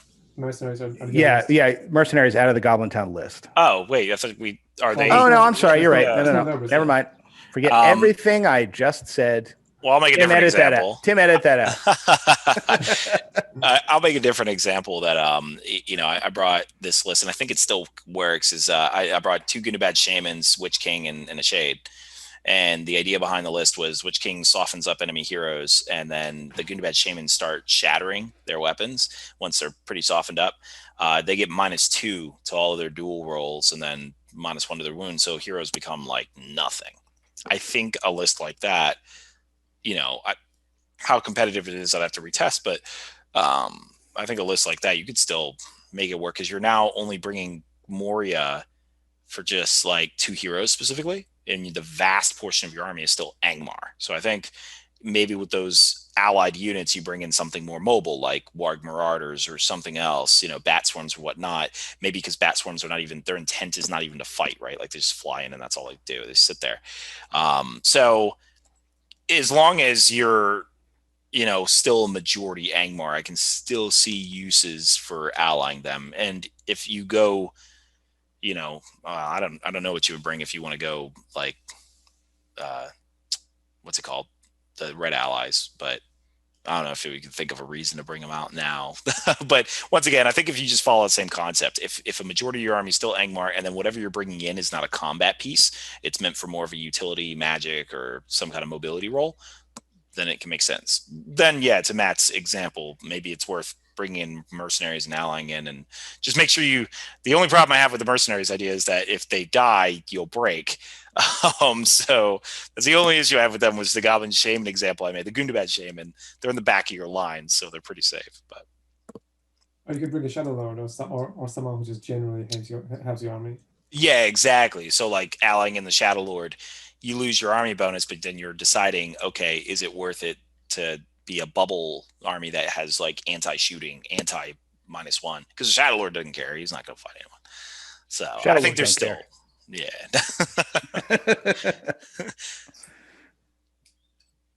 Okay.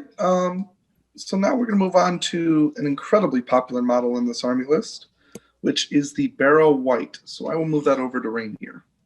Okay, so I totally agree with what Tim said. It's a very popular model, and here are the reasons why. So your Barrow White is 50 points, and for 50 points, you get a Hero of Fortitude. That's a Spirit.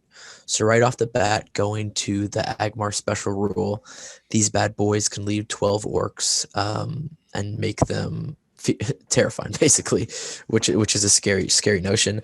They're fight 3, strength 3, defense 7, 1 attack, 2 wounds. So at the defense 7, they're not going to die quite fast as compared to other small casters. Courage 6, 0 might, 5 will, and 0 fate. So the 0 fate doesn't scare me too much because of that defense 7. And you're going to have them on the back of your lines, so they're not going to die that often. They have a heavy armor and sword, Blades of the Dead, and Terror. So Terror, Blades of the Dead. Good rule. They strike based off of your courage instead of your defense, but you're not going to throw them into combat. But here's the kicker: 50 points, 5 will, paralyze, casting on a 4+.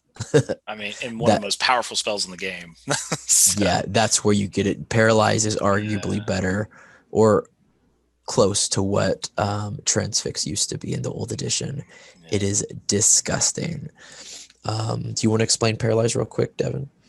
I mean, I don't have the book, but essentially it forces you to lie prone and you auto lose all fights. And in order to get the hero back up, they have to roll a die plus any friendly model that's not engaged in combat that's, in base contact with him, all roll a dice at the end of the fight phase, I think. In the end phase. Yeah. Yeah, so it's a nasty. 6. If one of them rolls a 6, it gets back up. But that can be tricky to pull off depending on where you're paralyzed. Yeah, exactly. That's a tricky too. You could paralyze someone like Huron with 1 fate, or 1 will, or even mega heroes, and then you just have them gone for most of the game. But the big thing that I like about this model is his ability to complement basically everything we've talked about.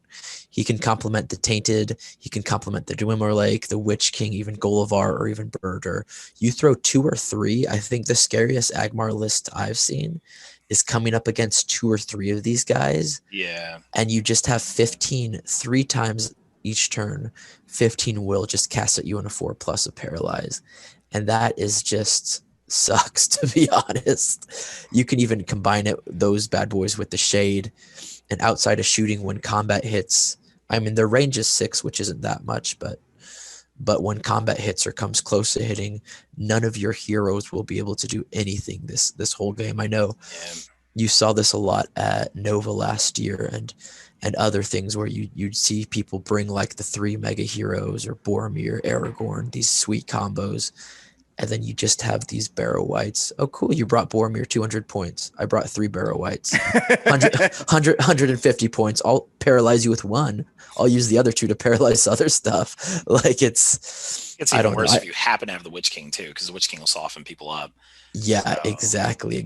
So it's just disgusting. I mean, you come against disgusting shooting armies that have throwing weapons and like crossbows and stuff. This is the disgusting part of Magic. Just the long, short, and close range nastiness of what they can do. Yeah, I don't know what you guys are going to add to it. I just think this model is disgusting. Pretty good. Not overpowered, of course, because it has its weaknesses, but disgusting for its points. Definitely not overpowered. Very hard to get rid of considering the point cost and where it'll be on the battlefield. But yeah, no, I mean, I don't have a whole lot to add. I mean, they're very cost-effective captains. I mean, 50 points for, 12 models that you're bringing in, which means that even if you go against a horde army that doesn't really care about all your paralyzes, you're still really bulking out of the numbers. And then with those numbers, you're bringing in heroes that can, re-spread up the terror. So, and they're generally not going to be your only hero. Generally, you will have, like we mentioned earlier, the Witch King. I think these guys pair better with the Witch King than they do with, like, say, Gullivar. But that's still, even with Gullivar, they're paralyzing what would normally heroic strike. Yeah. So it's like they're easily like one of the most solid hero choices in this faction. So much so that I have often wondered why they're not brought into other factions. They are a pest because it's hard. The Red Alliances, the Red Alliances. But you come up against an Angmar list and they have one of these, and you're like, oh crap, this sucks. They have 2 or 3. It's just like all hopes failed. Yeah, you really have to. If you run into a list with 3 of these guys, you really have to prioritize killing them and killing them quickly. Yeah. And fortunately, the big weakness these guys have is their 0 might. So if somebody's got 3 of these, they've dropped 150 points on heroes that have gotten them 0 might. So you can start setting up ways to heroic combat into these guys, and that's what you have to start doing. You have to start doing quickly.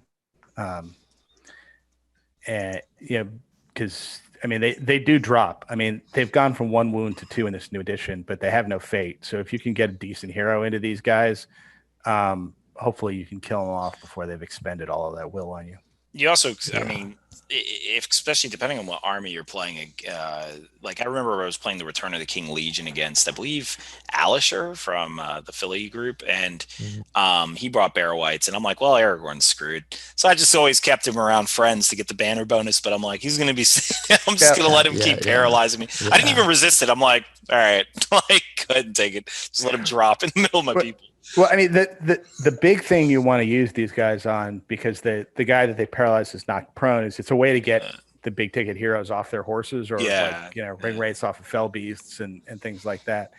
But to a certain extent, once your hero is kind of off his horse already, and if he's not a hero, if he's not like a killing hero, then the effect of the paralyze is really damped down, because, like in your situation with Aragorn, if you keep him behind the lines and you keep like 3 or 4 warriors just around dead him, kind of around him, it's like he gets paralyzed, and then he gets a free might a turn, so he needs to roll a 5 or a 6 to get up. And by the way, as far when paralyze goes, so you paralyze him during the movement phase.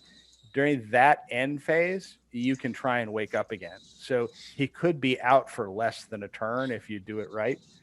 And you can, if you have a couple guys around your heroes that can kind of wake them up at the end of the turn, you can really take the sting out of the spell. And that's really the big counterplay is if you see a lot of these things, I think having your heroes where your troops can always get them back up is it allows you to be like, you know what, I'm okay with the spell going off, because ultimately most of the time people are spending, as Rainier said, 2 to 3 will per cast. Like they're not doing it like one dicing it an entire game generally, kind of depending on how many they have. Yeah. So I mean, you can could end up even burning it one out. dice it because you got like You could one a dice it 50-50 chance of hitting it on a one if you have dice. 3 of them, you'll see more one dicing. And Yeah. depending on how many heroes you have, right? Like, so if you just have Dane and nothing else, then yeah, they're going to one dice you. But if you have, the holy trifecta of Boromir, Huron, and whatever, then they'll start plowing through, and the Bear Whites are like, oh, I got to shut these things down more quickly. So they'll spend more to try to guarantee the 50-50. So that's where you can start to burn them out. And as long as you do so in a way where you can always get them back up, you can almost be like, all right, I'm fine with that. And then you let it go through while you're in the beginning of the game. You have more troops, more things to mitigate the problem. Then later on, when they're casting, when things have died, you've already saved your will. You can actually stop those spells at that point. Yeah. So I usually find that's the counterplay to them. But so there's actually one more other thing where you can just be casting Paralyze on normal troops. So if you're fighting against a shield wall of some sorts, when your opponent is sitting there on defense 7 and you only have your lowly orcs, well, then at least you pretty much automatically win combats. Yeah. So, although you do have to be careful when you cause paralyze on ordinary troops. I actually did this to a player once where he paralyzed a guy in the middle of my shield wall, and then went to charge him with Gulavar because he wanted, I think it was Gulavar because he wanted to then heroic combat off of that guy. And I had to point out to him, you can't actually charge him now because the two guys on either side of him have control zones and he doesn't. That was actually, I think that was Dave Nolan who did that. And boy, was he gnashing his teeth when he realized that. Yeah, make sure you. That's actually funny. I think Mick, when he was thinking of it, was thinking of like shield wall and shield wall as well. But once they've been charged. Once they've been charged. Otherwise, you might get situations where, let's say, shield wall clashes shield wall, and then someone tells you, well, you can't charge this orc because, this guy because the control zone of the spearman behind him covers 2 millimeters in front. Oh, yeah, no, I don't think anyone can make those arguments. Yeah, the internet's been so full of those arguments, and it's not going to go through well. Yeah. I think the CEO, but certainly the guys on either side of him in the shield wall still. Yeah, that's a little bit more reasonable than them. Yeah, I usually just think of a base as an inch. I know it's not, but it's an inch. So, okay, so very solid. Probably should have at least one, if not 2 or 3, in your army at all times. Very, very cost-effective, good model. We're going to move over to the Angmar Orc Captain, so I will bring that over to Mick. So the Barrow White basically is your captain, and you virtually never want Angmar Orc Captains unless you necessarily must have some might. At which point you'll probably take a Witch King or someone else. But here goes. Here's a standard Orc Captain for 40 points. 5-4, strength 4, defense 5, 2 attacks, 2 will, 2 wounds. Courage 3, 2 might, 1 will, 1 fate. Gives you cleric march. Can be mounted on a warg. Can have an orc bow healing on 5+, and a shield. Yeah, so it's just a standard captain. You would sometimes take them if you necessarily needed march, or if you really, really needed those extra might points. But at 10 points more, you can have a Barrow White. So unless you absolutely must, you will probably never really want to take an Angmar Orc Captain.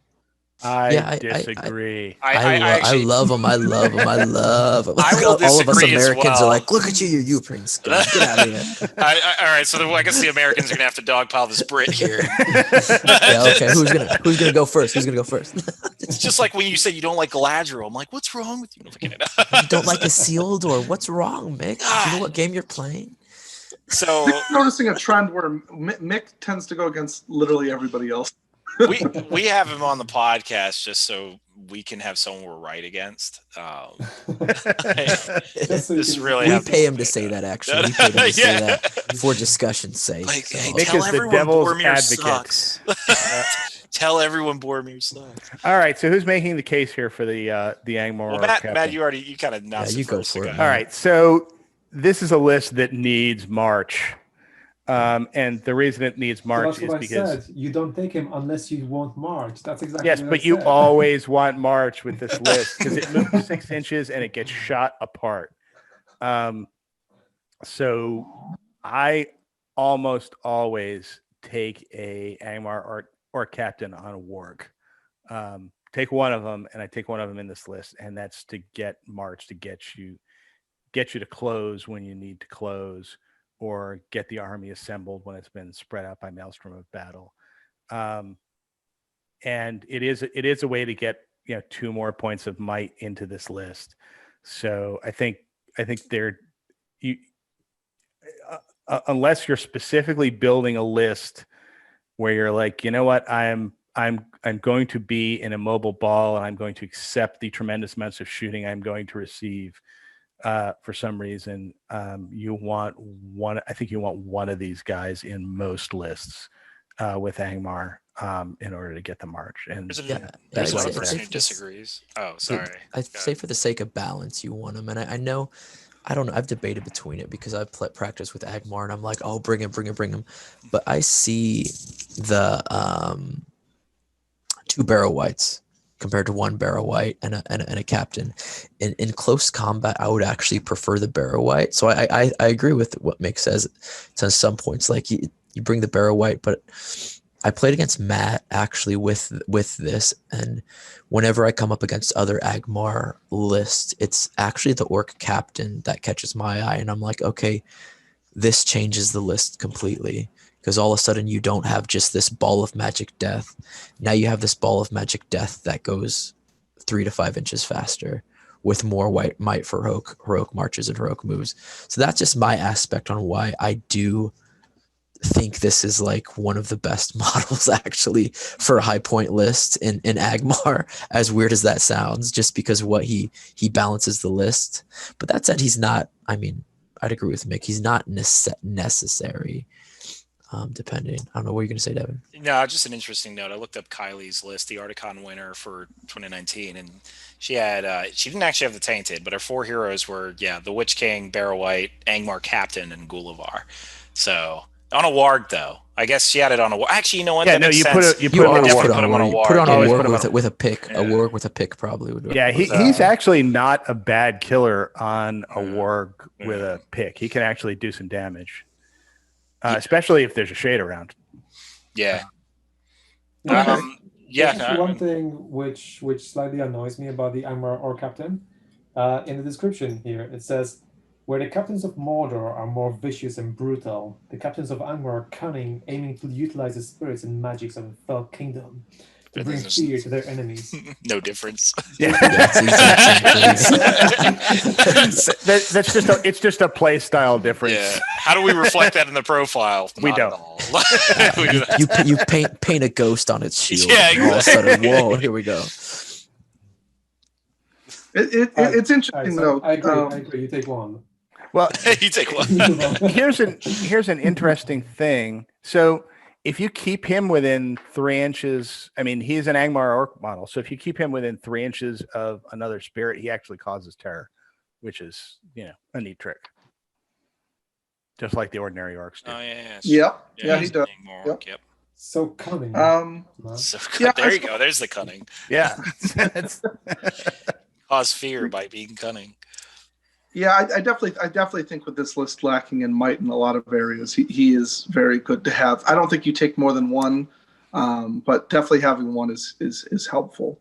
So we'll move on to the next profile, which is the Angmar Orc Shaman, and I'll move that over to Devin. All right. So for 50 points, you get a minor hero, and stats being that of an Orc Shaman, it's barely relevant. 3, 3, 5, 1, 2, 3. So it's a kind of your standard Orc Shaman, if you guys understand it. 1 might, 3 will, 1 fate. It has heavy armor, a dagger, and a spear. So the spear is interesting. And then heroic channeling can be mounted on a warg. And then it has 2 spells. And this is really the reason that you bring the Orc Shaman, of course, is Wither, cast on a 12-inch with a 3-up casting, and Instill Fear, which is 3-inch range. It's kind of an area effect, and 5-up casting. So So as an initial quick thought, you never see these guys, and I don't think you ever will. And I think it's really, obviously this army just has so many better hero options, and the fact that you're limited to 6 is already just concerning. I think the only reason you would ever bring these guys, because your ring raiders already cover the instilled fear, but is the wither magical power, which unlike paralyze is permanent. So if paralyze, you can wake up from it. You are permanently reduced down 1 strength, and even just getting one of these spells cast against you, just one, hurts really badly. Just going from strength 4 to strength 3, or even worse, strength 3 to strength 2, you can completely neutralize a hero as long as they don't have +1 to wound. So obviously, if you're dealing with strengths higher than that, like Gullivar, reducing him from strength 8 to 7 is barely relevant. An enemy Gullivar, of course. So you're really targeting your strength 4 and strength 3 heroes here in order to just make it where they are just not nearly as effective. I think the ones where a better example than Gullivar would be like Azog and Bolg. Reducing them, you'd need a couple hits. Regardless of all that, do you take them? Probably not. You probably are going to be dealing with the Barrow Whites, whom can be heroes of fortitude. But if I'm going to try to just be devil's advocate with them, I would say you could bring one in combination, like let's say Kylie's list that I just mentioned, where she has the Witch King with a crown and all this will, 17 points of will. Then she has a Barrow White, a Captain Orc, on Warg, and then a Gullivar. Arguably, the Barrow White isn't necessary in this list because she already has all these other warbands that can carry like all of the models that she's trying to bring. So you could argue that you could bring an Angmar Orc Shaman, and on a 3-up, which is actually a pretty easy casting value, you could permanently reduce a few heroes rather than the Barrow White where you have to kind of hurry up to get to them. So there's there's some play there. Obviously, once again, if the hero has +1 to wound or Anduril, it's not going to matter. But what do you guys think about that? I agree with you. Oh, you said you disagree? Is that what you said? Yeah. You do? All right. Yeah. So, go ahead. Well, What's going on? nothing. You just disagree just to disagree. Just be like, you know what? You sound wrong. So. He's like at the debate, just in the corner, wrong, wrong. I don't know. I seem to recall, Mick, you chose this as one of the least useful hero figures in the Middle Earth book. Am I right about that? Yeah, he did actually. Yeah. And I have to say, I think you're absolutely right. Bring a Barrow White. Sure everyone else says the same thing here. Yeah. I just was making the argument, by the way. I'm not saying. I'm just like devil's advocate here. I mean, yeah. You have put together a very well constructed defense of an indefensible position. I mean, he has might. So he's got a point of might, and you could end up reducing his strength by 1 for the rest of the game, maybe, sort of. Yeah, I mean, you obviously would have to soften him up with the Witch King, whereas the Barrow White can do the softening for you. I guess before because the Angmar Shaman, the problem is obviously another little aspect is he's kind of useless after he loses the 3 will, whereas the Barrow White still remains somewhat efficient. He's granting terror bubbles. He in combat has Blades of the Dead. And also he's pretty hardy. So you could throw him up against a hero that doesn't have +1 to wound, and they're going to be like, oh, now I can't heroic combat or something like that. Whereas an Orc Shaman, you can just walk through him. So there's a lot of other practical applications of a Barrow White, and the Angmar Orc Shaman can support with a spear.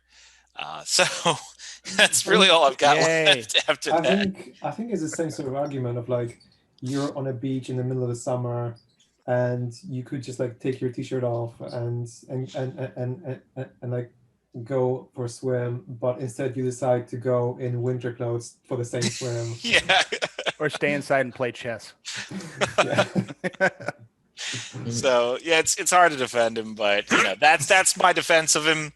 You got permanent stat reduction versus something that can be regenerated. That's my only defense. So and the might to allow you to channel heroic channeling of a wither, which by the way is probably always a terrible idea because of the 1/3 chance you can roll the exact same effect as if you didn't channel it. So I really wish they made it like D3+1, but If you do channel it, then you kind of need to be casting it on 2 dice. Otherwise, it's just gonna be missed on a. oh, you basically got a full commit. You just got to go for it at that point. Yeah. You might as well just do it on all 3. Yep. All right, and now we're going to move into the Wild War Chieftain, where I will bring that over to Matt. All right. So the Wild Warg Chieftain is a 80-point hero of fortitude. He is a warg infantry hero. He moves 10, so he's quick. He's fight value 5, so he's a decent fighter. He is strength 6, can do some damage. He is defense 5, 3 attacks, 3 wounds, courage 4, 2 might, 2 will, 1 fate. His war gear is claws and teeth. His heroic actions are march and heroic strength, and his special rule is terror.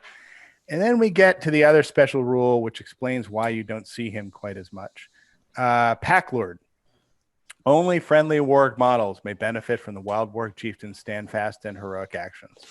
So the Wild Warg Chieftain would be a great add to this list, but for the Pack Lord rule, I mean, I understand why it's there. He's, a warg. He can't actually speak. But what it means is his 2 might, which ordinarily would be, it'd be great to throw him in to be a heroic marching hero that also has 5 attacks. Fight 5, 3 attacks, and a 10-inch move. Ordinarily, he'd be a great add to this list. But you got to spend 80 points to get 2 points of might that you could only use if you're bringing a bunch of wild wargs to the fight, which you oftentimes are not doing in this list. He is a way to give you some ability if you just want to have the Wild Warg Chieftain and a bunch of wild wargs in here. But he effectively becomes kind of yet another hero that really doesn't have might that can help the army. And there's a lot of other heroes in this list that you're probably going to spend your points on first to fill that slot of guy without might to help. I mean, with that said, he's a really good hitter with 5 attack. Fight 5 and 3 attacks with strength 6. So he can do a tremendous amount of damage. It's just a question of how do you kind of fit him into the list. I'm bringing 10 in an 800-point list. Yeah, exactly. I like him. Like, he's one of those things, like Angmar just has so many not random, but so many models and different play styles. I've played against him and I'm like, okay, here's a warg, and it's like, oh shoot, there he is in my back lines terrorizing me.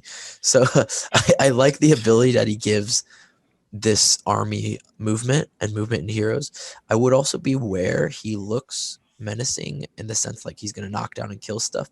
He is still an infantry model and he does not get the knockdown special rule. He needs monstrous charge really badly. Yeah, for all players, I'd be aware of that. But I do like, again, I like him in the sense that he's got terror, of course, but I like his heroic march combined with he gives Angmar a little bit of soft flanking movements and stuff like that. Yeah, his dice of 3 dice is actually kind of depressing in the sense that, like, you really are using him as an infantry killer. Like, that's really his role. He's not going against heroes and doing any damage there. Otherwise, yeah, unfortunately his heroic actions are pretty useless, except for heroic strength, possibly, which is crazy that I'm even saying that. But yeah, I don't see you bringing him too often, unfortunately. Yeah, Pack Lord really hurts him. Where you may be bringing him with Barrow Whites, just so Barrow White paralyzes, then this guy pounces and eats. That would be a roll, or if for some reason you decided to spam out on Warg Riders. Well, he doesn't help. They don't have wargs. Yeah. They don't have the war keyword. Yeah. So if you for some reason ally him into Moria and spam out Warg Marauders. I mean, if you've got 120 points, there is a use in this list for a Wild Warg Chieftain and 5 Wild Wargs that are just like your mobile guys. So, if you're playing Reconnoiter, these are the guys that make the bolt for the end of the board. Yeah. And I mean, one thing he can do is, latch on to like one, if you happen to leave a guy out, within 10 inches of that warband, he and a couple wargs can latch onto one guy. He calls a heroic combat. You kill the one guy, and then they just use that extra 10 inches to kind of bolt to the edge of the board. Yeah. But it's kind of a niche use. Yeah, very, very, very basic. Couple hindrance, of course, Pack Lord hindrance. Not being able to knock people down, that's a big hindrance as well. We're going to move on to the last hero of today, which he's not in the book and he's not mentioned in the book, but he was added, is Goldfimble. So I will move that over to Devin. So the hero that brought Angmar back onto the map. No, Golfenball's an orc chieftain, and he's found in the Scouring the Shire book. He's a 40-point hero of Fortitude. And his stat line, he's a 6-inch moving orc, 3 fight, 4 strength. He's got 5 defense, 2 attacks, 2 wounds, 4 courage. And he's 2 might, 2 will, and 0 fate. So a little bit interesting, I guess, for an orc. Sacrifices the fate for will. Armor and a 2.5 mace. Thank God it's not 2-handed. And then heroic strike, heroic challenge, and then options for a warg at 10 points. And then he's got a special rule of impressive girth. And essentially, whenever he suffers a wound or you roll a d6 on a 5-up, the wound is ignored, exactly as if a point of fate has been spent. Golfenball cannot use this special rule against wounds caused by magical powers. So I actually like the addition of that last magical powers bit. That's something we actually haven't seen, and you can start to see they're thinking about that. Like, why is a black dart being, Why are fat guys better at resisting black darts? Yeah, exactly. This should not be. So, but yeah, I mean, on the surface level, he is a very cheap. Yeah, I mean, he's 40 points, which comparatively to your regular captains, it's like basically you're just sacrificing the march for a strike, which is like you don't have many models in the army that can heroic strike. Obviously, Angmar's an army that uses magic in order to supplement the lack of heroic strike, so it's arguable that you even need it, but that is effectively what you're trying to do. The impressive girth is not something you build your list around, but if you're going to get a captain, and for some reason you don't want the march, I think we all agree you do need the march, then I guess he's an option. So realistically, I think he's more of a thematic piece. And I'm kind of forming this all up in my head because he's a profile I totally ignored. I had my love for hobbits, and if it wasn't a hobbit in the Scouring the Shire book, I skipped him. So I'm like reading this guy for the first time, basically.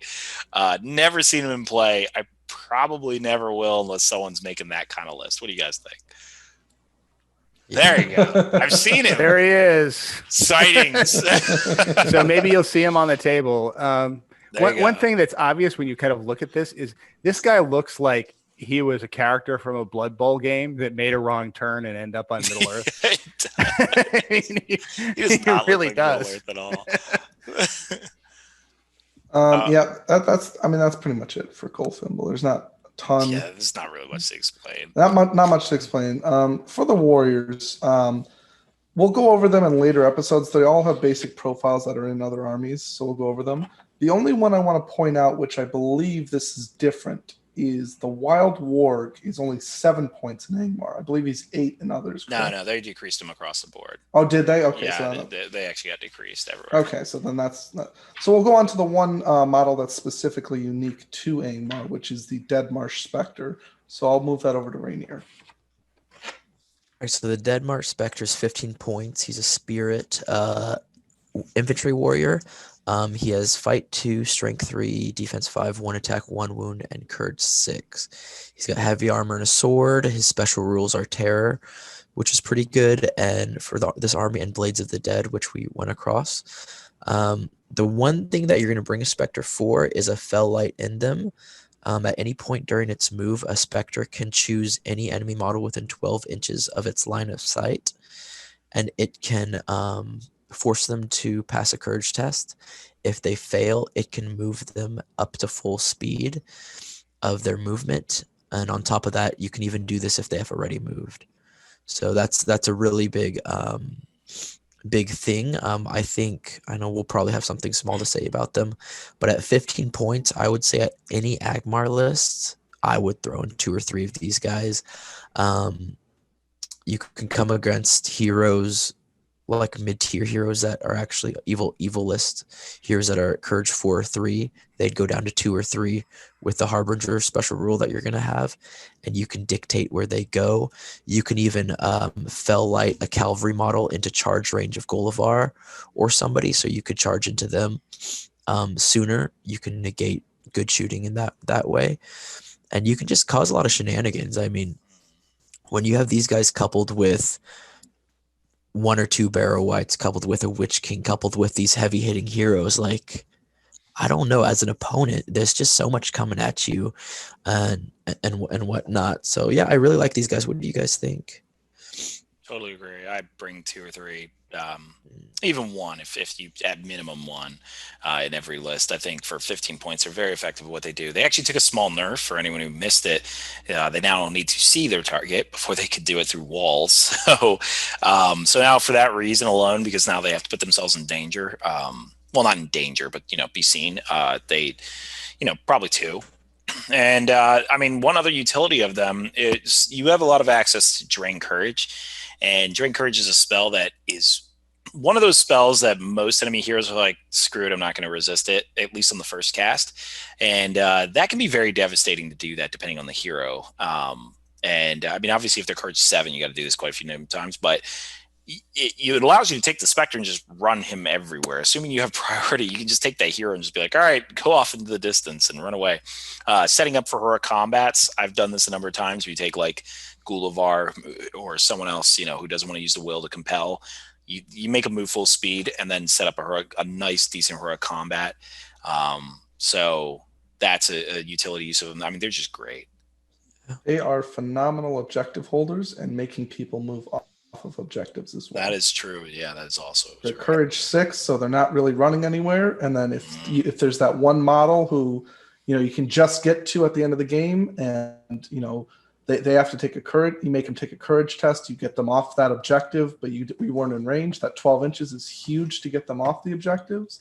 So they are fantastic for objective based games as well. And remember, it is a full move rather than a half move. So that's major. If you get this off against like a flying creature, you can move him 12 inches towards you. Yep. Yeah. Set up some really nasty combos there. Yeah. Or horse model. That's usually what I'll do it as like cavalry model. Or cavalry model. Yeah. I mean, the flying models can be even better because you can teleport them over their own lines and toward you. Which is a common mistake made in Seized the Prize, where they'll grab the prize, give it to their flyer, and you're like, yes. I'll take that. Wait a minute. Another thing that it's a really good point. It is really good at annoying other people's shades if they take one, because the shade is Courage 1. If you can make it move 6 inches away, then it's out of range. And if they choose to use their will towards passing it to keep in range, well, then you're just wasting more turns that they'd have to use for. Most of the time, there's going to be some orcs or something. They're going to block them anyway in that situation. You'll have to use magic plus them to move things. Mm-hmm. That's a good point. But that creates. If you had 3 or 4 of them, you can move the orcs out of the way and then move him back. But to your point, Tim, you still touched on something that's very important, which is this is an extra compel. So, like, in the sense that someone's like preventing Boromir from running outside the lines so they can be eaten by Gullivar. Well, you can use the Spectres to move those models out the way before you get to Boromir or something like that. So they still have an effective use in the application you're talking about. I even like them. Like if you come up against a good shooting army, you fell light one of the good models into the line of sight of the shooting line, and then there's Dune here with his Black Root Veil archers, and there's one of Dune Hero's guys like, don't shoot. Like it's a nice sight. If you're fighting an evil army, just put a hero right in front. You can keep them in the back. I was just gonna say, I think I've actually used that tactic against you, Rainier. That time that we played when I had Angmar against your Corsairs, where I had my specters like constantly moving a crossbowman like in front of your captain with crossbow. And it made a big thing. I mean, even that same tournament, young Duke did the same thing, and he had like 4 or 5 of them. So I'd had like, oh, my beautiful crossbow line, and he just like 2 or 3 each turn would just like run, and it'd be like, turns a massive volley into just not much. Right.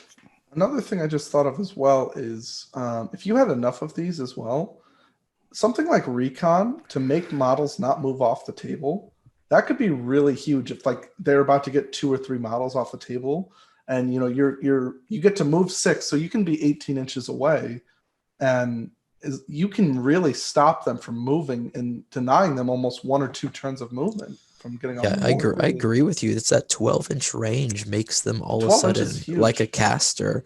Like not just like, I mean, the Barrow Whites have 6 inches, but the 12-inch range of Fell Light, that's 18, like you said, 18 inches. You're controlling so much of the objective game. Well, there is that. However, once you've passed the courage test once, then you're gonna pass the courage test again for the same ability. So That's if you true. That's say true.